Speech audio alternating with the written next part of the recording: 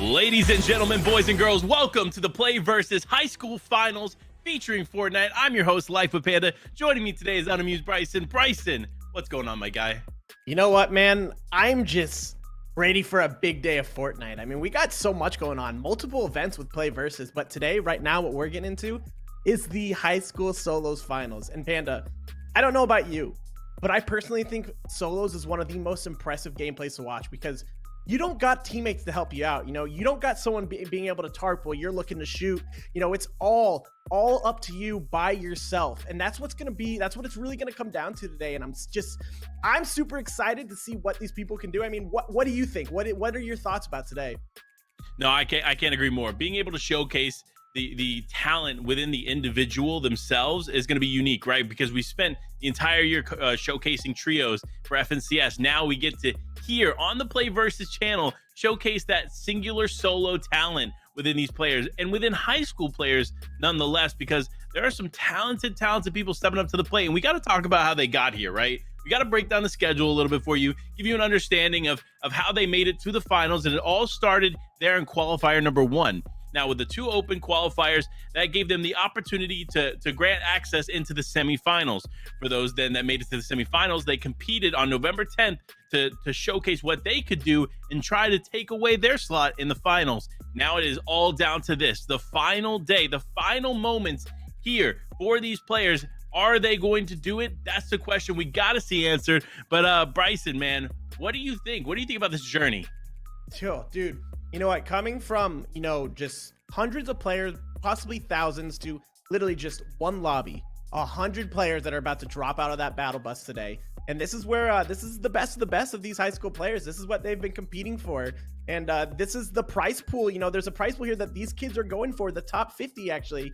And we're looking at, you know, first place is a hefty $1,850. And I mean, that's just for you, all for the winner there, one person. And just the fact that the top 50 there's so much on the line that, like, the gameplay today, I can't like even begin to explain just how competitive it's about to be, Panda.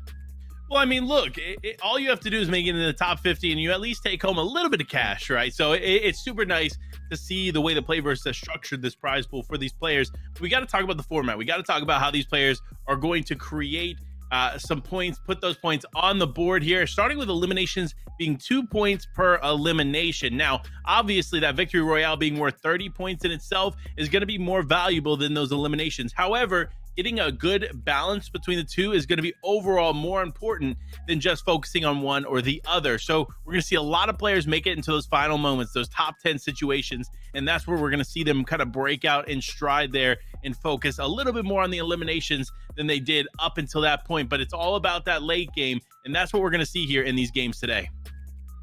Yeah, and you know what? It's going to be interesting, especially with multiple Fortnite tournaments that we've seen in the past. Usually eliminations are 1 point. So having them be that extra point there, you know, that could change up the gameplay just a little bit. So I'm sure we'll have a lot of our heavy placement games, but who knows? We might have a few teams that might be on their last leg and they're going to have to look for those extra eliminations. But we got a lot of players playing in this tournament today, a lot of new people and a lot of people that other people know. I mean, if you look right here, we have Mystic, we have Eddie, there's Cracked, you know, a lot of players that we've seen in past PlayVS tournaments. Yeah, I couldn't agree more. Players like Swirl, Nawson, you got Fly Carries. I mean, there are so many players that we spent a lot of time focusing on. Aoxy, another veteran of the collegiate scene here that PlayVS has put on. So it's great to see these names competing at a high level to try and make something happen. Trashy being another exceptional player. And then, of course, we got to talk about it. Noob Teo, a grand finalist, top 5 performer here in the PlayVS solo event today. So it's definitely going to be incredible. Oh yeah, players like that they're definitely going to be bringing, pushing a lot of these other players to give their best skill today, because it's not going to be an easy feat. You're going to have to compete at the highest level possible if you want to walk away with money. Yeah, I couldn't agree more. I mean, look, what it comes down to is the overall placement for these solo players. Again, showcasing that solo talent that they have. Will they be able to step up to the plate and walk away with their portion of the prize pool? That's the question we're going to see get answered here, because there are 6 games, 6 opportunities for them to be able to do something big here. But look, There is so much on the line. I know I'm hyped. I know Bryson's hyped. But for all of you at home, if you're not hyped yet, don't worry. We got you covered.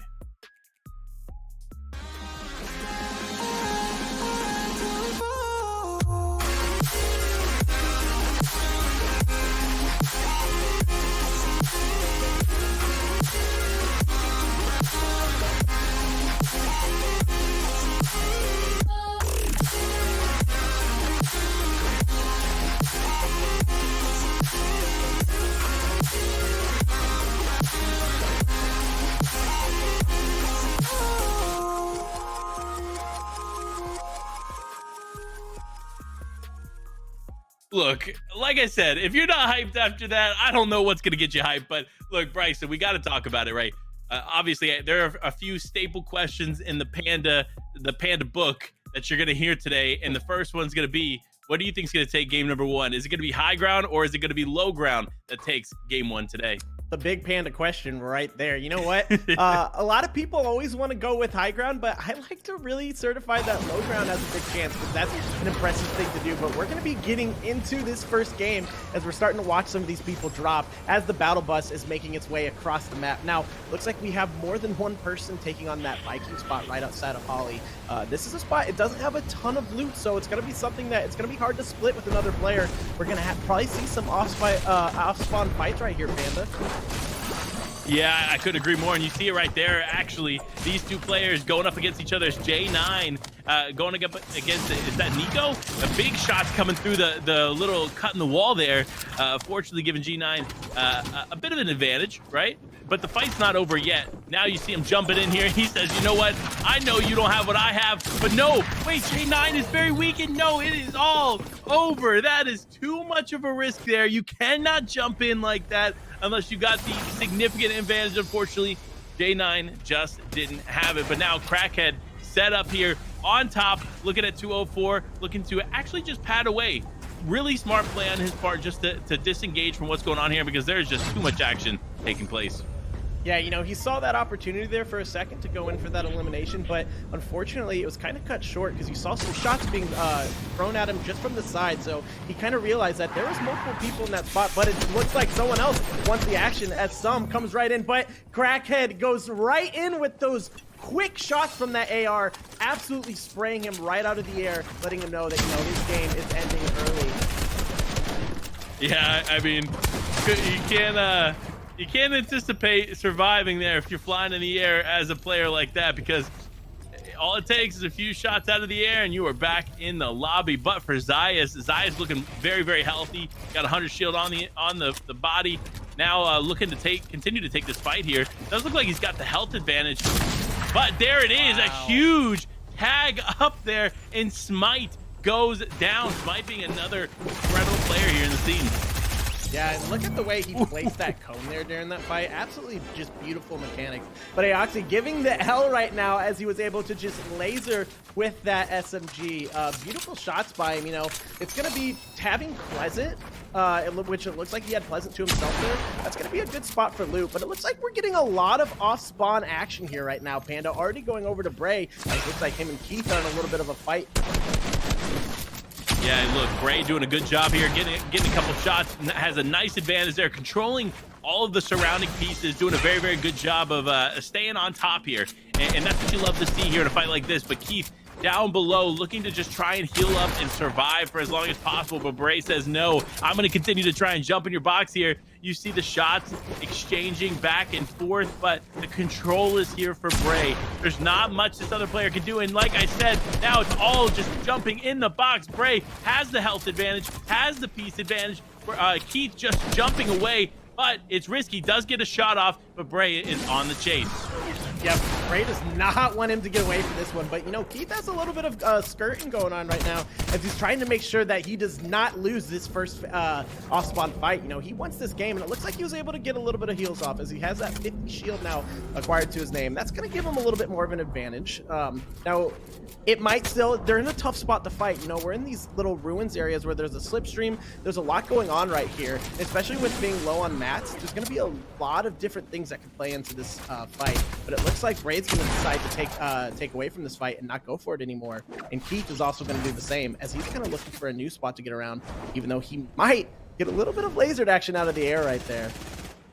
Yeah, I mean, you have to be careful when you're taking a launch pad like that, and I think that's why we saw Bray try to short pad there versus taking the full pad up, or the high pad, I should say. So definitely going to make a pretty big difference there as you see him taking damage. But Newell now just diving in, says, you know what, I don't care. I'm going to get the shots off and get that nice elimination on a Conan. Conan back in the lobby, and Newell now has a nice little refresh here. Yeah, you know what? Newell said, you know what? This is my fight. You know, no one else, no, you're not taking this win home today. And he went right in on there. He got that Conan and he got that quick edit. And, you know, even though he got hit heavy right there, he still had great control of the situation. He was able to get those quick shots off and ultimately secured that elimination. Now, we got a lot of people taking all these POIs here. We got, looks like Flu Tack Slam today, but he was someone that last week with the trios did exceptionally well, coming in with the second place. So it's going to be interesting to see how he plays today as a solo and not with an entire team on holding him.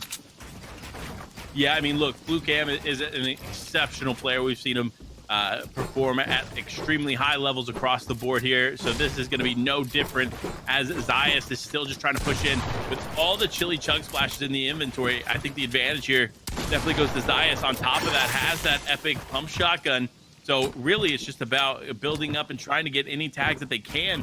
But Zayas, unfortunately, just not going to be able to find any advantages. Does struggle a bit to build fight up against this player in Flu Cam. So now they're going to have to disengage, try to make something out of what's already taken place here. And smart on him to recycle his old builds while he still has that chili chug effect on, because that movement speed is going to allow him to completely disengage in this. But someone that's not going to be able to disengage is AG, just diving into boxes, taking shots on the wall, and trying to get anything that they can on this player. And it looks like he's got a pepper running right now too on him, so he's got that fast plays as he's trying to get those peaks right now on, looks like Dylan. But this is gonna be tough. We've seen before with, you know, plays with the peppers that it can be really easy to accidentally do something a little too fast. You could run off the build, you might miss an edit, because you got to realize, you know, you're moving at a little bit faster pace there, so you got to learn to kind of adjust to that while you're mid fighting. So a lot of people just use that for rotations and to move, so it can be a little bit different story when you're getting through fights right here. Yeah, I could agree more. AG doing a good job there of controlling the fight. You saw him actually break the ramp from inside, place his own ramp, and then try to control the fight from outside the box, but it just didn't work out. He ended up getting caught a little bit off guard here by the player, but now still taking shots there onto Dylan. It looks like AG going to be able to connect a little bit, but probably not enough to feel secure in continuing this fight, because there's still a lot on the line. Yeah, AG used that tree, though, for a nice little bit of cover there. You could tell Dylan was a little confused on where he went, not exactly going in the exact direction. And that gave AG that little bit of a benefit of the doubt there, because he was able to get those shots off with Dylan not exactly knowing where he was at, kind of putting them at a little bit more even playground. But it looks like they're going to be both about the same amount of health right there as AG takes a heavy hit. Dylan's going to be trying to get right into that box, utilizing, and it looks like he was going to be able to get that last pump shot off. Ultimately, taking that little victory of that fight is going to be able to move forward as he tries to head towards that end game. Yeah, I mean, I could agree more. I think, like I mentioned, AG, a bit of a risk taking that fight and continuing it on, because neither player was healthy. It really only took one shot to turn it, and sure enough, there it is. The tide's turned, and AG is back in the lobby. But now, though, Blades looking to try and control this fight, but not overextend, doing a really good job here of just taking shots when they're openly available and not putting himself in a risky scenario where he could in turn take damage. So super smart on his part, but now I think he realizes he's got a good health advantage on this other player. He should be able to get some more tags off, but again, still playing methodically, not jumping directly into the box. of Blades definitely understands what they need to do to survive here in the mid game, and that's super important here in these moments. Yeah, exactly. It looks like Nuki right there has some pretty decent loot, as he has that, you know, legendary pump shotgun, and he has that that epic, oh no, he had the epic pump shotgun in the but it looks like, oh, now it looks like we're over to Sinetto. Sinetto's looking like he's going to be using a little bit of that P90 action right there as he's kind of trying to hold the spot, but it's going to be tough for him as he's a little bit away in the box. Looks like he's got a few builds that's separating him from the other player, but unfortunately there's going to be multiple people in that area, and that's just going to add for a little bit of a headache there, especially if you're trying to fight 1v1 on another player. You know, that's a big part about Fortnite, Panda. A lot of the third party, you've got to always be watching your back, especially in fights like this. Yeah, I could agree more, and that's why Sento is just taking shots where they can. Understood that this other player is trying to creep up from behind and doing a good job of controlling everything going on here in this box fight, but still not being able to tag up Amari here is going to not give him the confidence he needs to take this fight head on. But you know what? He says, I don't care, Panda. I'm not worried about having the confidence. I'm confident. I know I'm a better fighter here. But no, ends up taking quite a bit of damage. Now has to play on the back foot and just try to heal up. Yeah, he's going to have to kind of maybe disengage him, but it looks like he's not going to. He gets right in, and he gets that quick elimination, taking this fight for himself. Now, we're going into that second circle as these players are going to have to start rotating, trying to find a spot, because endgame is near right now, Panda. And that's where it's going to get pretty wild, as a lot of these players are going to have to really focus on their rotations, and that's where we're going to see a lot of mechanical skill here. But nonetheless, we have seen a lot with these off-spawn fights, as Aoxy's in one right now, trying to find a spot where he can get in, kind of heal up, because he is a little bit low right now, and he does have that one shield, that mini potion that he is able to take, give himself that little bit extra shield. Now, to his surprise and luck, looks like we might have a little bit of third party action going on. Yeah, and look, Aoxy doing a really good job of staying safe. You see him continually using the hard material there in that fight, making it a little bit easier for him to take the fight, and it actually caused that third party that was closing in focus on gold instead of focusing on him. So that's why he's able to more or less stay in the game. But now the shots are exchanging in each other's box. Gold has no more material. Aoxy has the advantage here, gets the shot and sends him back to the lobby. Wow, AOC had some beautiful plays right there. And look, he's able to grab some of those chili chugs. An interesting add to the game this season, Panda. You know, it comes from the llamas. And last season we had the chug cannon, and now we have the chili chugs. And the chili chugs, they add for a little bit different gameplay, because you're able to take one for an entire team if you're playing a team mode game. And everybody has that, you know, kind of chili pepper effect to them, but they also get health from it. I think that's a super interesting add to Fortnite. I'm curious to see as we go into new seasons here if that's something that's going to play over, because it kind of is that 2-in-1 situation. Now, Blue plays right here, trying to disengage. He knows a storm fight probably isn't the smartest idea, especially once the zone's closed and the storm's going to start taking for twos. And you really don't want to be stuck in a position like that, especially this far outside a circle. But luckily, it looks like he got a pad in his midst, so he's going to be able to get right in here fast. Yeah, and that's fortunate for him. He is going to be able to recycle that pad. But actually, Zayas, one of those players we were watching pretty closely there in the early game, has gone down. Bray still up in this game, and Blades as well. It looks like we're cycling this building here just north of the Steamy Stacks area. So this is actually going to be interesting to see the way that the zone is pulling so far north. It looks like Blades may be able to pull the next zone. But if he does, he's already got an existing build. He's set up for success, and he's able to recycle as much of that as possible, meaning that he'll be in a really good place to take the mid and late game. Yeah, exactly. If you're set up by zone 2 already, and you're able to stay in a spot that keeps you at least until that 4th circle, you're going to be able to pull in a lot of hefty placements. And that's going to be really what it's all about in these games. You know, a lot of these players are going to be really searching for those placement points. It's 30 points per game. That's a decent amount of points. And then you have a few eliminations on that too. I mean, averaging around 40 to 45 points a game with that Victory Royale, that's going to be huge for a lot of these players. So a lot of these players are going to be really playing to their own now. We're going to see a little bit less of 1v1s like we have with this off-spawn action, because this is the moment. This is the moment these players have been playing for. This is where they're really about to test their skill as they focus on these end game rotations. They focus on doing all this on their own, Panda. No team, no teammates, all by themselves. But we do have Caroline. Looks like they're taking the stacks. Have some other players too, trying to find a spot for their own now as endgame is near. We are in that 3rd circle.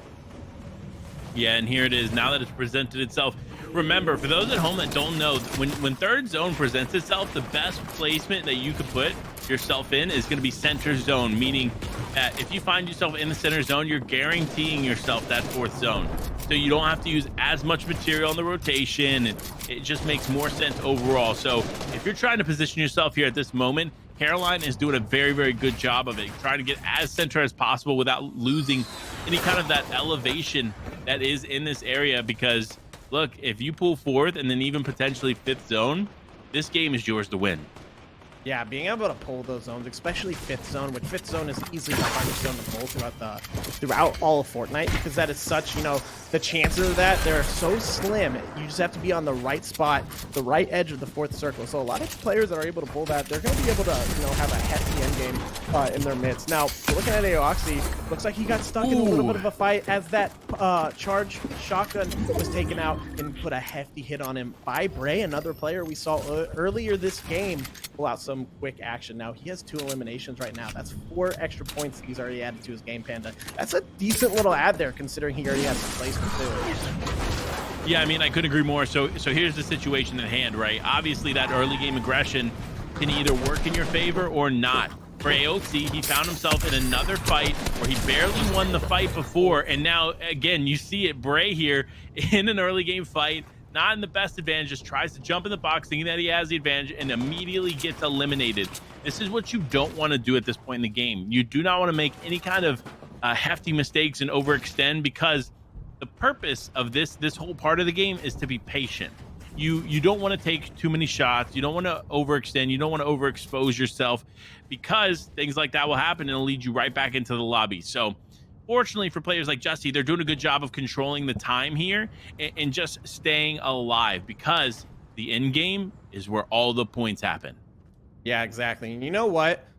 Being able to just keep yourself patient, that's a Fortnite skill in itself, because it's so easy to want to be able to push when you see somebody open, you see somebody sprayed. It's so easy to want to be able to push into that, get into that action. But the players that are able to, stay patient with themselves, Panda, that can just wait for this end game, those are a lot of the players that we see normally exceed when it comes to these heavy end game games, when it comes to these heavy placement tournaments. So it's exciting to see what we have now with these 52 players that are still alive on the board during the fourth circle, and what exactly is about to happen as we still have 5 more zones to go. 5 more zones, 5 more opportunities for players to make some things happen. And I think it's going to be unique to see what these players can do and which players will end up coming out on top. Like, personally, if I had to guess a player that I personally thought was going to be on top going into this game, I would have said Aoxy, but Aoxy's already out because of that early game aggression. It led him right back to the lobby. So now I'm kind of keeping an eye out for some players that I can personally predict to win game number 1, Blue Plays being one of them, because they've done a really, really good job of getting tags, putting in damage. So if Storm Surge becomes a factor, they will be set up for success in that situation, but also not overextending himself. So no eliminations on the board as of right now. Still in a really healthy spot and has a lot of control here in zone. Yeah, exactly. And you know what? That's a big thing about Fortnite, especially solos. I mean, we've emphasized it so much already tonight about how it's harder with solos because you don't have teammates to help you out. But that just also is just another thing to add to these fights, these 1v1 fights. You don't have another teammate that has your back. You might go down, but you still could have a second chance when you're in a trio game because you have that teammates that are fighting it too. But in solos, that's not the case. The second you're out, Panda, you are out for the rest of that game. So a lot of these players know that. A lot of these players that are kind of keeping to themselves and trying to avoid these fights, I think these are some players that we're going to see. Weasel someone we haven't yet seen today. 42 above Surge, but probably not going to have to worry about it too much because there's only one player that needs to be eliminated before Surge goes active. So right now, it looks like he's going to look, though, for some tags, and I think that's going to help out a lot in his ability. Yeah, I could agree more. Making sure you get those Surge tags are super important. Because, again, even if Surge doesn't pop in that third zone, there's still so much potential for it to become an issue later for you, just like it is for Snaz here.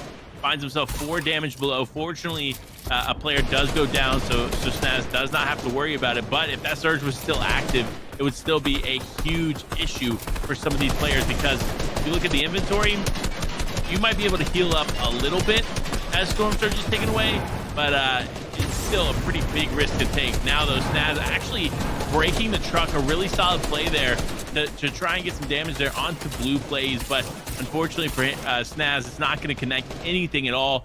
But here it is. Looking at this overall picture, we still have a lot of game to play. Yeah, and what an interesting terrain we got right here, Panda. We've got water, we've got low ground, we've got hills. The the emphasis on these zones that we're about to see is going to be extremely interesting to watch how these players play, because there's going to be swimming, there's going to be people trying to get move up on the hills to get high ground, there's going to be some low ground valley tarping. It's going to be really interesting to see what a lot of these players can do, you know, especially with multiple different types of terrain here. But we're looking at Orbit now. Orbit is holding a few pads. That's going to help him big time. It's just going to be looking to take those pads and get in that 5th zone quick, but it's tough. It's tough, Panda, with launch pads being a part of this game, because although they're a great source of movement, it also puts you in the air for a little bit with no form of protecting yourself, as other players can look at those teams. And we both know, you have players in these games with phenomenal aim, like we already know there's a good chance you could get taken out of the air fast. Yeah, I mean, we saw it earlier there with the situation where a player decided to try to pad towards the other player, actually right in this area, and immediately gets eliminated out of the sky. So you have to be super careful with that. But also, launch pads can be a huge advantage to have as well, in the sense that with these late games, if you want to go for high ground, you can still do that at any zone point because you have that launch pad. Just position yourself 35 meters below height, and hitting that launch pad immediately secures you landing right on the high ground. So if you can get up on the high ground, take out that player, then you are set, and you can take that on and potentially win the game from height. But it really depends on what you do with those pads. That's going to be a big question here, because solos is no easy task to take high ground. Yeah, no, 100%, because you think about it with trios and duos, you know, when you're taking high ground, you're using mats fast. You're trying to protect yourself so nobody can shoot you down. But at the same time, you got to be able to get refreshes, and you'll be able to pull other people's mats. So it's so easy in trios and duos for, you know, one member to focus on jumping down and grabbing some mats from somebody else. But if you're all by yourself on height in a solo situation, you're not going to be able to get as many refreshes. Even though you might get eliminations, it's going to be too hard for you to go down and have the time to grab those builds, grab those extra mats and materials to be able to get yourself back up on height. So that's what makes height a difficult play for a lot of these solo players. Now look at some of this box fight action as Newell is trying to make something happen here, Panda. You see Newell taking some shots there at some players in the distance, just trying to connect anything that he can. But fortunately for Newell, he is about 400 damage above the threshold, so it's not going to be a huge factor for him. But he actually decides to high pad here. Interesting play, but definitely a smart play, because if anybody's going to get focused, it's going to be the players below him. Now he's actually set himself up for a potential height take as well, all depending on if that high ground is available for him to take. But now the shots coming out. Cracked L taking some shots there in the distance, ends up actually taking a little bit of damage himself, and now is just focused on the rotation. Fortunately for him, he's going to have those peppers in the inventory, so it's going to give him that boosted movement speed, and he should be able to find himself a nice layer here in zone. Yeah, and it looks like he's sitting pretty pretty on mats right now, so not gonna have to worry too much, but it looks like he's trying to drop some people as he's trying to get a little quick refresh. Now, 30 people are left on the board, Panda, meaning we are not gonna see any more Storm Surge for the rest of this game. This is the last chance for these players to really go forward with that victory royale, or at least come in that top 10, top 5 situation so they can pull a decent amount of placement points. Now, it's going to be interesting if we see Blades right now on height, but it looks like Fly is pushing to take that height from him, saying, this is my home, this is where I win this game. But let's get into Crackers. Crackers going to be focused a little bit on low ground, but not full low, because we do have some people down in that valley. Now, he's luckily on that higher spot. That's going to give him that advantage of the people that are still pulling forward, as he's going for some quick box fight plays at the same time and getting beautiful shots right there on Blue Base.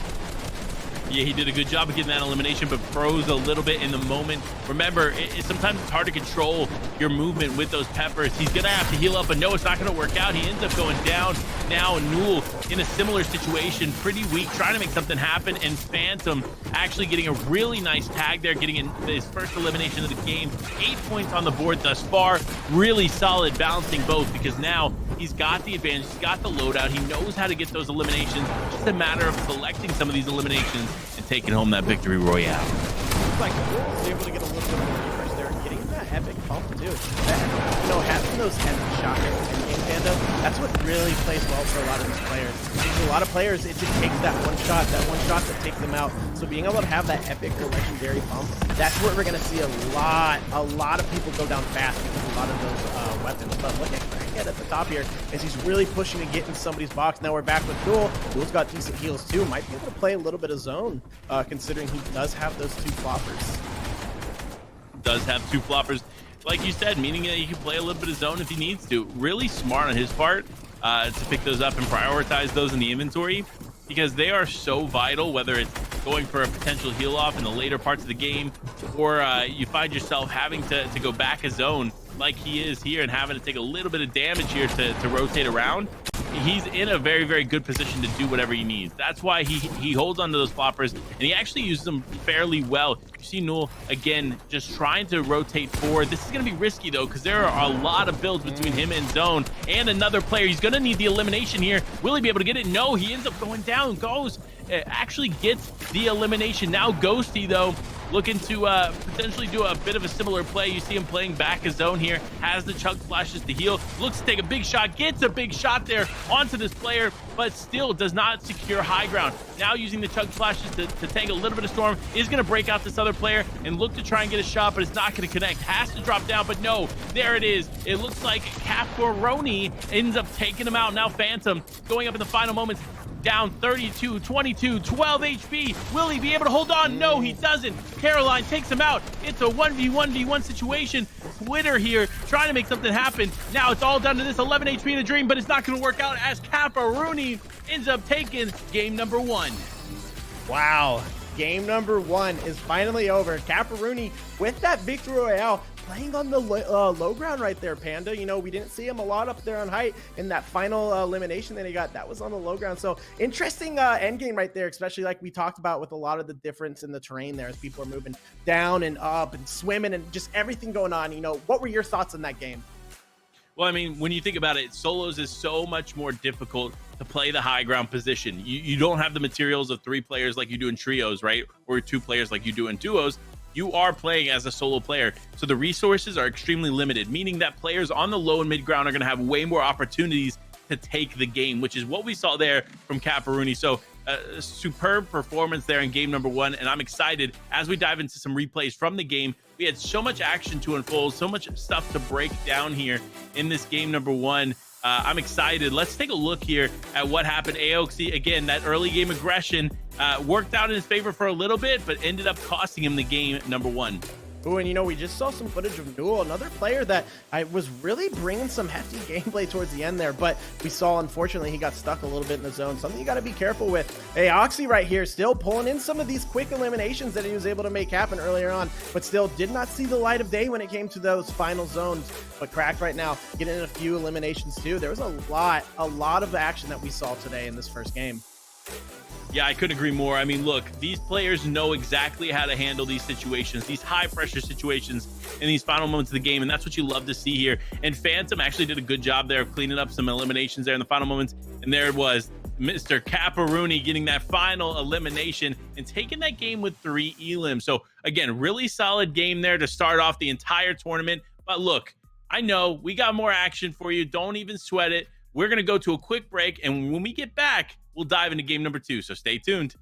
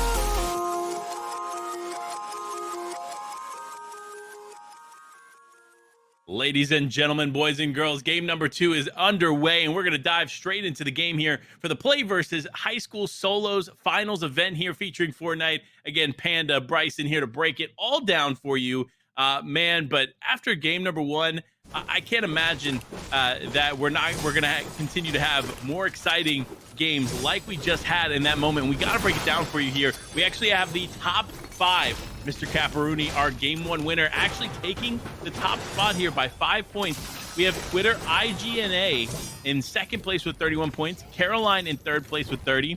We have Phantom with 26 points in fourth, and then we have Gaz with 22 points in fifth. So that's our top 5 right now going into this game. But Crackton and NL, the player we see right here on the screen, is actually in 7th place. So in contention here to take one of those top spots.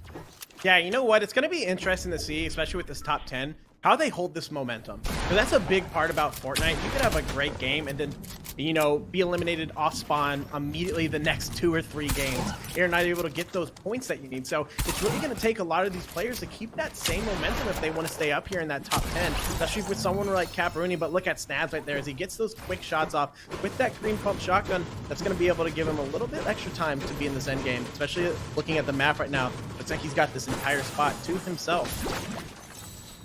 Yeah, I mean, look, good looks here for Snaz, and this is a really nice area to control because there's so much space here, and it's less contested than most other areas. And a lot of times, like we just saw there, you're going to find yourself a crow, and those crows dropping those epic and legendary variants of power weapons in this game is huge for any players that end up finding a crow. So fortunate for him, it's going to work out there as now Critic here in Stealthy Stronghold looking to take this engagement, getting a bit of an early engagement advantage here. Does get a few tags off onto this other player and now decides to push forward a little bit, but with only 2 builds in the inventory, it's really not much to work with.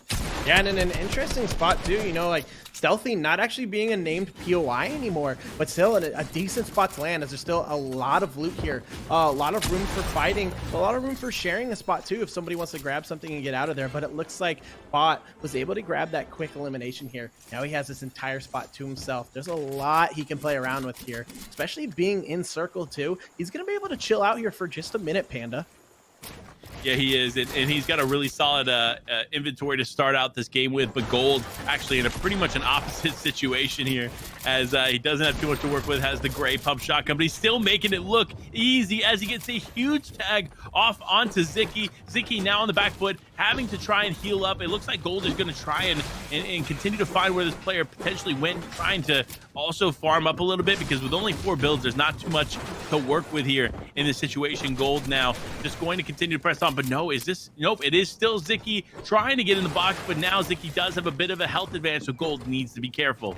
Yeah, and especially with talking about mats here, Panda, Believer's an interesting spot to get in the fights with, because most of your mats are going to be acquired from just hitting walls of buildings and, you know, inner parts of the facilities there. And it's not going to be from getting, you know, rocks for brick or getting, you know, trees for wood. You know, it's a little bit harder to get a decent amount of mats off spawn there, especially when you're fighting somebody. So that's just a spot that I've always thought was kind of tougher to fight at when you're going into these off-spawn fights. But look at Crack, as Crack was able to take that first elimination kind of right outside of Craggy over where this IO base is. Looks like he's got a lot of stuff for him to be able to play around with at this moment. Yeah, he definitely does. I mean, look, as a solo player, what you want in your inventory, you want the material, you want some heals, you need a pump shotgun, and you need an assault rifle, right? That's it. You get that in the inventory, you're comfortable, you could take on the remaining parts of this game. But for a player like Crackley, having that mythic burst assault rifle in the inventory, I mean, now you kind of have to carry an SMG. However, the power weapon in that burst assault rifle there, the mythic variant of it, I should say, it provides a lot for this player. So fortunate for him, he is going to be able to use that as well as the trash can here to disengage, and might even be able to take out this player if this player decides to try and push him here. But no, it looks like Crackley is actually going to look to try and take some shots here in the distance as this player begins to rotate. Yeah, being able to use those dumpsters right there is, you know, a way to disengage, but there's multiple other things you can do too. I think Crackley knew that. He knew that this might get him away, but it also might lure Big Big Mark over there to try and follow him, and then Crackley has that advantage as there's that little 1 to 2 seconds when you're jumping out of the dumpster that you're not able to do anything. So if another player is waiting for you, they're able to box you up fast. So it's probably was smart of Big Mark not to follow him and just try to disengage. Now Crackley has to worry about what's going down on the mountain too, because it looks like some other players are going to be looking for some shots off on him. Yeah, I mean, look, that's one thing about Caddy Corner that I've noticed in recent seasons is that is not only does it get contested, but you also have weather station up above and players in retail row that end up rotating your direction. And with all those players kind of converging on this one spot, it makes it very, very difficult to play around. So you have to be super cautious when you're taking Caddy Corner as a POI. But another POI that's doing exceptionally well this season is Misty Meadows. Our FNCS Grand Champions from NAE actually played out of Misty Meadows to take the championship. So definitely a POI we got to pay close attention to here in these games to see if these players end up using it to win it all. But now Vidico just diving into the box. Huge inventory for this player. Gets a nice tag with the legendary pump shotgun, and it is all over. And it's actually our game 1 winner, and Caparuni goes down. Wow, and what were we just talking about, Panda? How you really got to keep that momentum, or you could lose some games right after. Even if you win one game, that doesn't mean the next game you're going to be taken out off spawn. And that's exactly what just happened for Caparini. So it's going to be interesting. He still could have a decent lead. For all we know, the top 10 right now might not even have a good end game, and the people that have an end game are the people that are kind of lacking on points. People like Ice right here only have 1 point. This could be their game to get up there. So for all we know, Cap might be able to hold a decent spot within the top 10, or we might have a lot of players that are just below him really push themselves up forward. And this might be a little bit of a struggle for Cap, as these next few games he's going to have to really give his whole A game. He is. A game is exactly what he's going to need to do here. But Keith now looking to securely rotate away and try and disengage. This is really smart on Keith's part because he didn't have the breakout game number 1 that he needed. So that means in game number 2 here, he's a little bit more cautious, trying to avoid some of those mid-game fights that we saw him take last game and hoping to survive, which in turn may end up getting him a really nice spot here in game number 2. But we'll see. He does have the heals in the inventory to make a lot of things happen here, but it's all about time. Time will tell how well Keith does in game number 2. Yeah, and he's gonna have to be careful, especially in this hiding spot, because it does leave a little bit of room for somebody to see him. But at the same time, it also leaves some room for him to be able to look around too. Now, what he's able to utilize like this is, considering that he's not looking through a cone, it makes it harder for somebody to know that somebody could be in there because there's no actual build. But we're kind of getting over to Bot, as he's kind of right outside of this stealthy spot, what we were talking about earlier, still kind of hanging around where he's in this area, with all of the alien ruins, as we have the slipstream. An interesting spot to be, Panda. I don't know about you, but I think these are an awesome add to the game, considering there's multiple types of movement here, as you have the slipstream, you have the pads that shoot you off, you have the shadow cubes, but you also have an incredible amount of floor loot. And I don't know if you've noticed that, but there is so much loot just in those spots that you don't even have to go towards a POI. If you got one of those areas for yourself, you're going to be sitting pretty for pretty much the entirety of the game. Yeah, I mean, you're not wrong. I think it really depends on, again, positioning. We talk about positioning quite a bit, and it's almost like we kind of beat it, but it really is important. It's important to know that positioning really wins games. You think that fighters win games and you think about all this other stuff, but no, it truly is about positioning and playing for the key factors of winning a Fortnite Battle Royale game, and that's what it's all about here in these moments. But Superio is actually looking to try and make this fight happen. Again, an early game engagement, an early and mid to game mid-game engagement, but a bit risky in my opinion. Yeah, definitely risky, especially going in that second circle. And look at that. They're a little bit farther out. They're closer to the zone. So they got to be careful, especially when this zone starts closing in. You don't want to be stuck this far out in a mid-game fight, because that's just going to make it that much more difficult to get in. I mean, you have zone on your back, and then you also have other people that are already chilling in the circle, and they're going to be looking to get shots off on you. But it looks like the person he was fighting with was able to make off in a car. So now Super's going to have to really focus on getting himself out here alone. But look at that. He does have some movement already. He has 2 epic guns in his inventory. He's got a lot to play around with. He's got health. He's got the harpoon. I think Super knows what he's doing here, Panda, and I think he's going to be able to play his way towards the circle and be able to just have a hefty end game here. He is, and that's what he's looking to do. Superio has a great inventory, like you mentioned, has everything he needs to be successful. It's just a matter of being a little bit more patient. I think we see it time and time again in these solo events where players end up overextending and causing themselves to go down earlier than they would like, even with an incredible inventory like that. So while there could be some more mid-game aggression from Superio, I think the smart play is to just kind of separate from that and get your tags as needed for Storm Surge, and then focus on making it to the final moments. Because again, those final moments are where all the points are to be had. Yeah, exactly. You really want to be in those end games. That's where you're going to be really pulling in those points. Not the off spawn. They matter. It matters a lot.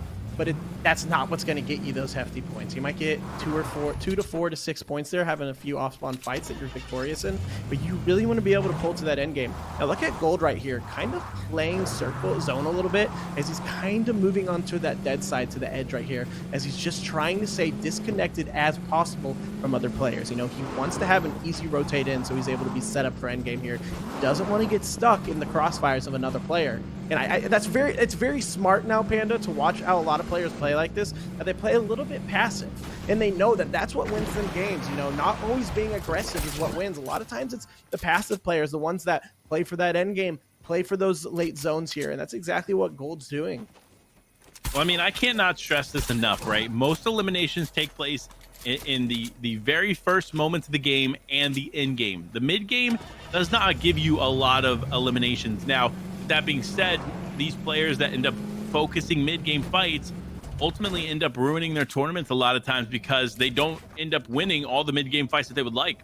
Because a player that goes into the late game with 2 eliminations, but is in a really good or a really bad spot, doesn't have materials, doesn't have heals, is going to do worse than a player that makes it to the end game with 0 eliminations and has all the resources they need to be successful in those final moments. And I think that's what's so important there, because a lot of players lose sight of that, because realistically a lot of eliminations are up for grabs there in those final moments, and much easier to get if you know how to play the end game. No, 100%. I've seen players that have won cash cups, other tournaments in the past, that would have games where they'd get victory royales and they'd only have 1 elimination. It would be that last person that they saw that they got that elimination. But still, they got way more points than everybody else that played that game. It's all about just being patient. It's all about knowing your rotates and knowing when to fight and when not to fight. And we see that with these players, because these players are smart. This isn't a pub lobby. This isn't a low point arena lobby. These are some of the best high school players that are competing right now, and they want to come home with some of that cash, Panda, and they're going to do anything they can, and they're going to be playing at their highest ability, so they're able to walk away with a little bit of money at the end of the night. Yeah, and look, again, top 50, walk away with a bit of that prize pool. So you're really going to want to focus on making it to the top 50, but obviously that top 10, ooh, there is a lot of money on the line. So these players understand that, they know that, and that's why you see them fighting, clamoring for one of those top spots here as this game continues to ensue. But looking at the setup here for Ice Cube right there on the high ground of Risky Reels, this could be a really good spot to get any surge tags that they need and have a comeback game here in number 2, because game 1 did not look to be very good for Ice Cube. Yeah, and you know what though, Panda? Anything can happen in Fortnite. Your tournament could be turned around just like that. Whether you're up top, like we saw with Caparuni, and now he's all of a sudden doesn't have an end game here, or you're someone like Ice that only has 1 point, but looks like they're making it into the end game with a high ground play right here too. So they might see themselves all of a sudden move to that top 10 just because of this game. You never know. You really never know. But look at that. He's holding some of those chili peppers within his build right there, right behind him. So he knows that when he has to move, he's going to be able to take those. And he's got some pads too. So I'm excited to see what Ice does, especially moving into this end game.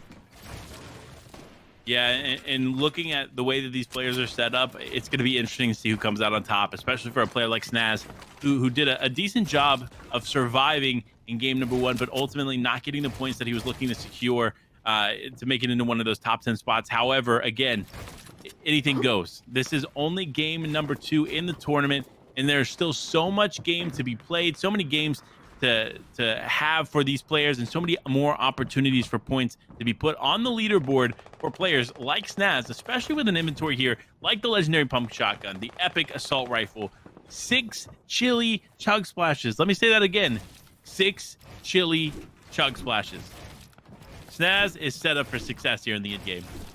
Yeah, he's got it really going for him right now. But look at Newell, another player with 17 points right now, putting him in that top 20 place from the last game. So Newell's going to really want to try and make something happen. We saw him last game. We saw him get a decent end game, but he wasn't able to make it all the way into that top 5 situation, top 10 situation. So Newell's going to have to be really fighting this game if he really wants to see something happen. And it looks like he pretty much was able to pull that 4th circle too. So that's going to help him out a lot. But IGN over here with 31 points, somebody we saw at 2nd place at the end of last game. Is IGN going to be able to hold himself forward? This might be a player that we end up seeing take the 1st place after this game. I don't know, but with how he's playing right now, with how he's able to stay within this zone, able to stay in the end game, I think IGN might make something big happen here. Yeah, I definitely agree. Again, another player that has an exceptional loadout here going into these moments. You see the four peppers. Again, if you don't have chili chug splashes, fine. At least find some peppers there to put in your inventory, because that movement speed in those final moments is so crucial to the success of the game. And I think a lot of players don't always value the peppers and the chili chug splashes like they would other things like the pump shotgun. So making sure that you have that stuff in the inventory is going to be vital to your success as a solo player in these games. Now, one thing I will mention here for IGN, looks like he's being very, very patient. This is what we've been waiting for the entire time to talk about. This player understands what he needs to do. He's looking for tags where he can, but he's not overextending. He's doing a good job of controlling the position that he's in and hoping that ultimately he gets a few tags along the way, but focuses on making it to 5th, 6th, and 7th zone. Yeah, and you know what makes it hard for zones like this right now, Panda, something that makes it difficult for a lot of players is considering there's 50 people left. So Storm Surge is not going to be active. We're not going to see a warning for it. So a lot of these players have absolutely no idea where they're at on the Storm Surge scale. So now we're going into that final Storm Surge when we get to the 30.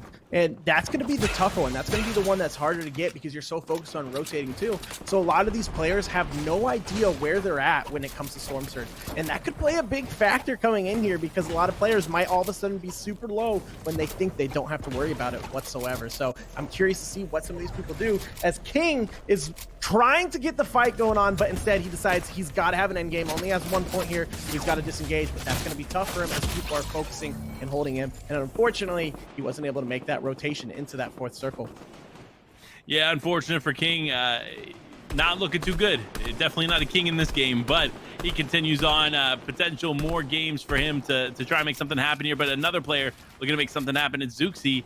And Zuxi looks to be patient. Another player that we haven't seen too much of here in game number 1. Now looking to make a staple here in game number 2. But with so many players still up and so many people trying to fight for that same top spot that Zuxi is, it's going to be tough for him to climb this leaderboard. Yeah, you know what? He's going to have to do something big here, but he's also going to have to keep that going into the next few games too.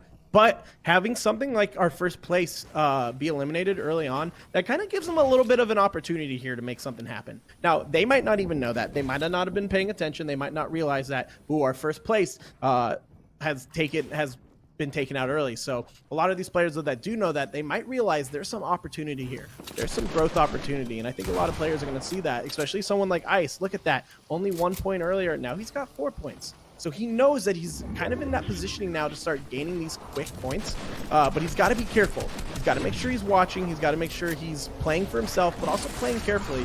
He waited there for a second too to grab that pad. Now this is where the hefty rotations really get into, Panda, as we're getting into that 5th circle.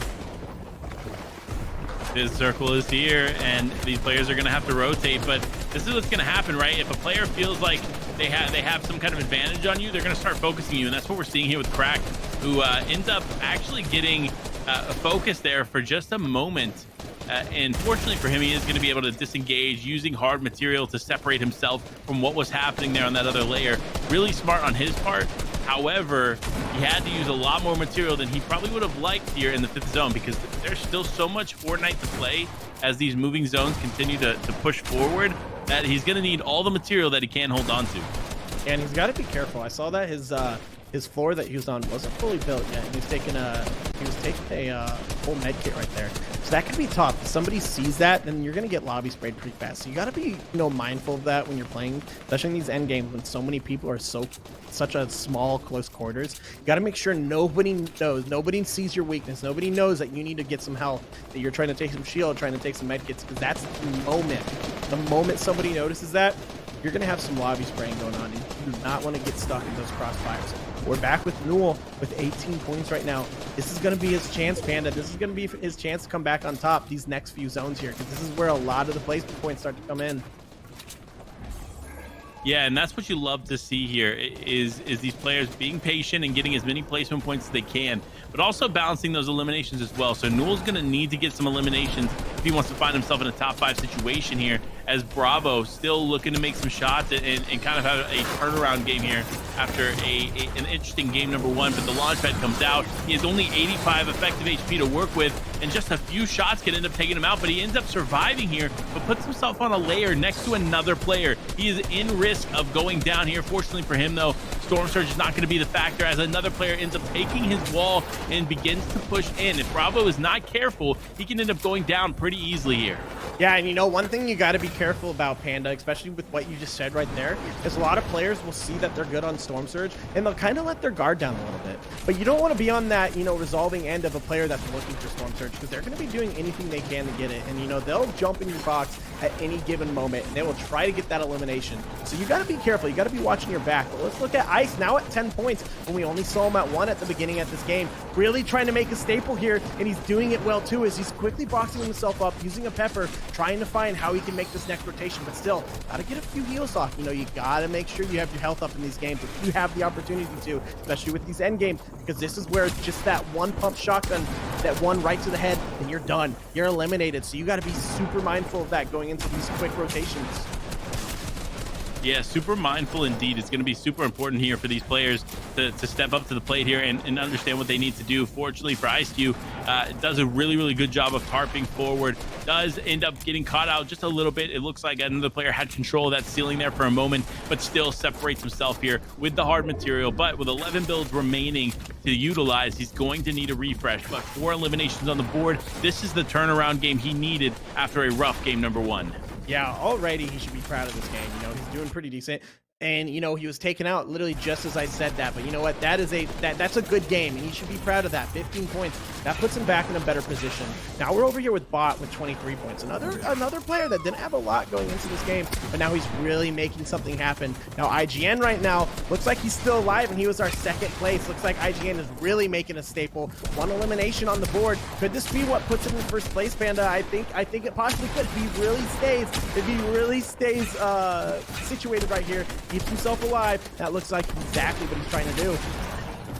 Yeah, but unfortunately he does end up going down there, and it really boils down to what Caroline and Phantom can do here in this game, because guess what? We saw Caparuni go down early, which means that 1st place was up for grabs, but it's up for grabs for any players that were able to survive here in these moments. And it actually looks like it's Snaz on the high ground there, pressuring Zicky into another box, and he ends up going down. Now LP School trying to survive. He ends up going down as well. It's Keith. Keith ends up taking him out. Now it's Choosing in it, looking to try and hold a cheeky little angle there and make something happen. Use the Chili Chuck flashes to get a little bit of a movement speed boost. Jumps down, takes the low ground, looks to take a shot here.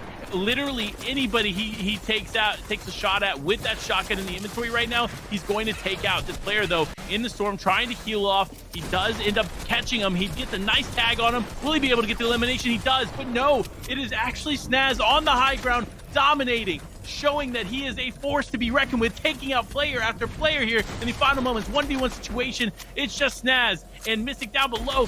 Who is going to win? That's the question we need to see answered.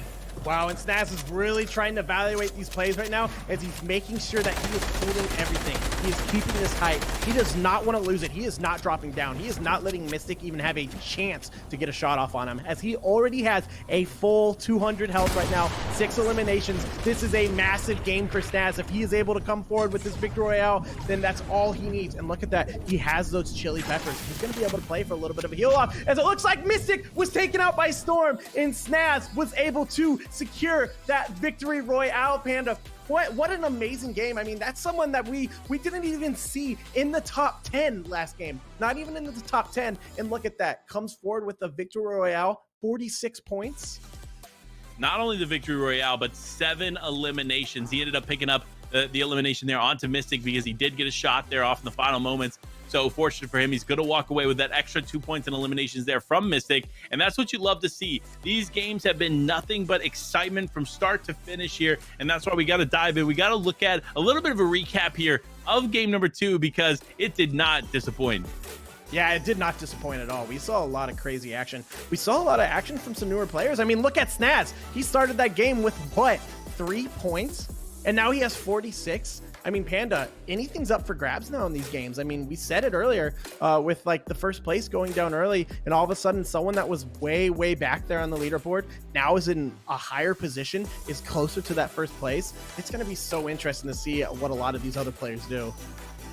It really is. But I mean, look, we don't know until the leaderboard presents itself here who ends up coming out on top. But it's going to be interesting because that was a huge game there from Snaz. And we talked about it. He had the inventory early on to make some big things happen. And fortunately for him, he did.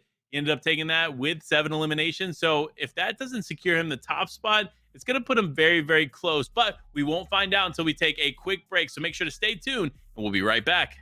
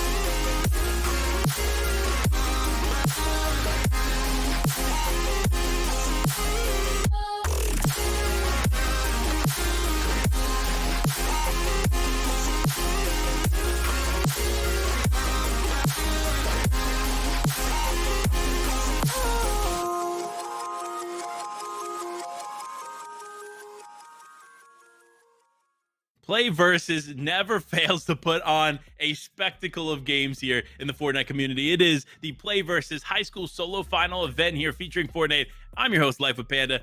Unamused Bryson here. We've broken down a couple games now so far, and man, oh man, has the action just been nonstop. Oh, nonstop to say the least. I mean, let's get into the leaderboard and see what we have to look right now. You know, we saw some of these players playing, and look, Snaz, coming from literally 1 point last game, was able to take that first place with IGN still in that second area right there. But look, Panda, one thing that's still impressive, Caparuni is still in that top 5. So regardless of him not having a game last game, he has still secured that top 5. You know, I mean, look, you saw that the top 5 there of players that were in game number 1 had a great performance there in game 1. Didn't have a great performance in game number 2. I think IGM was the only one that had an in-game presence out of the top 5, which speaks to why the leaderboard shifted as much as it did. But if you're Snaz, right, you're on top of the world. You need to keep that momentum going, though, because it could be taken away from you in an instant if you are not careful. So it's all about consistency from this point. You're in first now. Just stay consistent, get those eliminations, get those placement points, and ultimately you'll walk away on the top spot. But man, that is an impressive leaderboard to say the least. Yeah, impressive nonetheless. I mean, I really didn't fully expect that either. I did not expect Snaz to be able to secure that first place, going in with only 1 point at the beginning of last game. I mean, that's huge. That is impressive. So like we said, dude, there is so much that could happen within these games, from going, you could be in the lowest place and all of a sudden be in that top 10 just like that. But you know what, Panda, we're getting into that third game right on that midway point. A lot of these players, we're gonna see if some of these players can come back. Is Snaz gonna be able to hold that first place for long, or is somebody else gonna be able to take the crown here? Yeah, I mean, that's the question is will this leaderboard continue to shift like we've seen, or will some players continue and to remain consistent? That's the big thing, is consistency. I think a lot of players, they know how to have breakout games, breakout performances, but not all players know how to remain consistent. And I think that's a unique trait to have in Fortnite. What it comes down to is that there's 2 to 3 ways to win a game of Fortnite. So if you have a good understanding of that, then you know how to play the game. But if you don't have a good understanding of that, you're going to be struggling to climb this leaderboard. So make sure that you are playing consistent, playing your best, and ultimately trying to take home that victory royale. Yeah, exactly. You know what? You got to, and consistency, man. That's really all it is. That's really all Fortnite is being able to play every single game at your best ability and try and get in those top 10 situations. You know, you could have somebody, we've seen it before. We've seen people come out with that first place that never get a single victory royale throughout the entire tournament.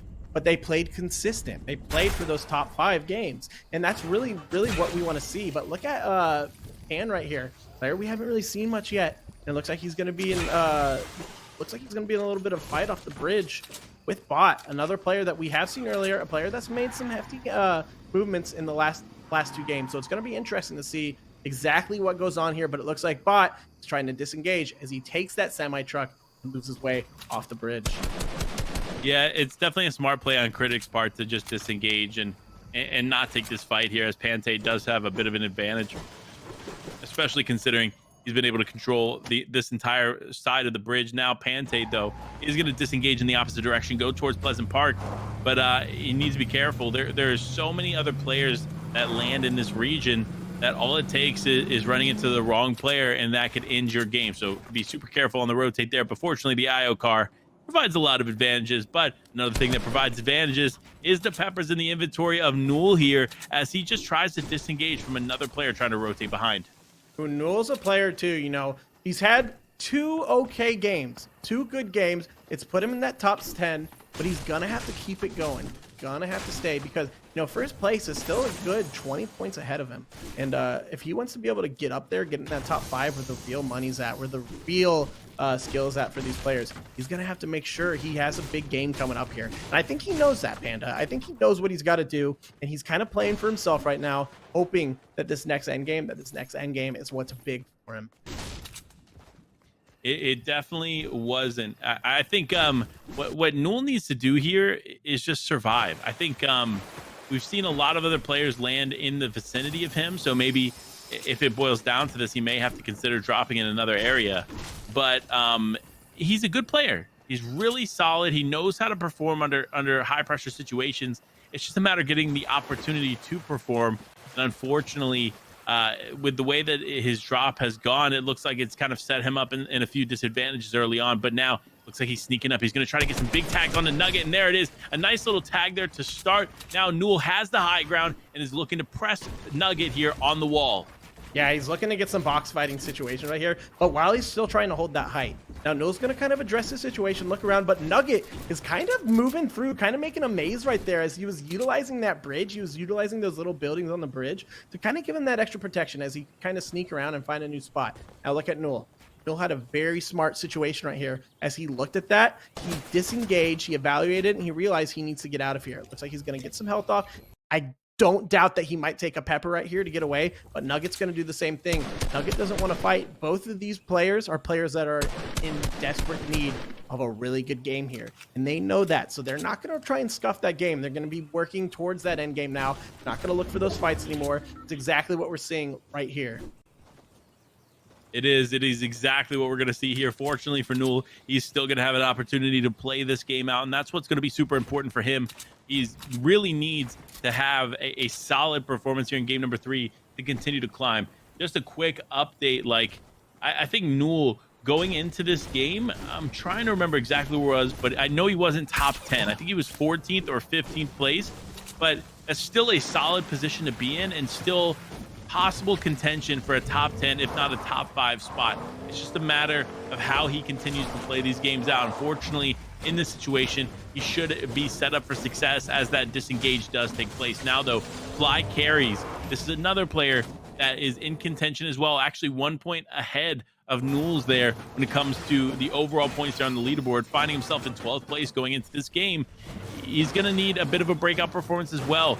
But fortunately, he does have a really nice area here with the IO base and the orchard area, but these other players that could be landing Steamy, etc., may begin to rotate around him. So he's going to have to be super careful to avoid any kind of early game engagements in this scene. Yeah, exactly. He's gonna have to be careful here, to say the least. I mean, the players want this game. We're still in that first circle, you know? There's still a lot that's about to happen. We've got a good 20 minutes of gameplay, Panda, and all these players, they gotta keep themselves alive. They gotta keep themselves from not getting eliminated here, because there's no second chances in these games. The second you're gone, you're gone. Nobody can reboot you or anything like that. So you gotta stay alive. But let's look at Clark. Looks like Clark hasn't been able to pull any placement points at all throughout this tournament. So it looks like this is going to be a big game for him. Hopefully, he's going to have to really play for himself. But he does have Ocean right around the corner. But it looks like Ocean's not going to put any shots, as Dylan's right next to his left, too. He's going to hope to get out of here, as maybe this will add a divergent, as the other two players might find themselves fighting, and might be able to give him a position to just kind of disengage, get out of there, because he needs those points. He needs to play for a game here. He definitely does. And I think he understands that. And I think that's why he's playing very patiently. With only 12 points on the board, that's not much to work with, especially considering we're in game number 3. It's not like it's just one game is down, right? No, this is the 3rd game of the tournament. After this, we've officially hit the halfway mark. So you're starting to lose these opportunities to make something happen here in these games. But it really boils down to what you do next, and making sure if you had some mistakes in the game plan, you make those micro adjustments, switch up some things, and continue on and continue to play smart. Fortunately for Ocean here, it does look like he's playing pretty smart. He has a good little base here in the middle of Risky Reels. However, the material count is very limited. Yeah, and you got to be careful, especially with multiple players around you. If you're trying not to get in a fight, you know, you don't want to be stuck without 0 mats. But look at this. He knows Dylan's weak. If he can get to Dylan before he gets that med kit off, but is he going to be able to? That might have been his big opportunity there, but Dylan's able to get back to a full 200 health. Ocean had a spot right there. He really did. If he was able to grab him before he got that med kit off, that would have been an easy elimination. But it looks like it's back to an even playing field here, as they both get 2 hefty shots off on each other. Ocean's going to have to get some heals off too, but Dylan is in the same boat. He's in the same boat on this, as Ocean is trying to make the waves roll, as he's trying to say, this is my spot. This is Risky is mine right now. It's going to be interesting to see what happens right here.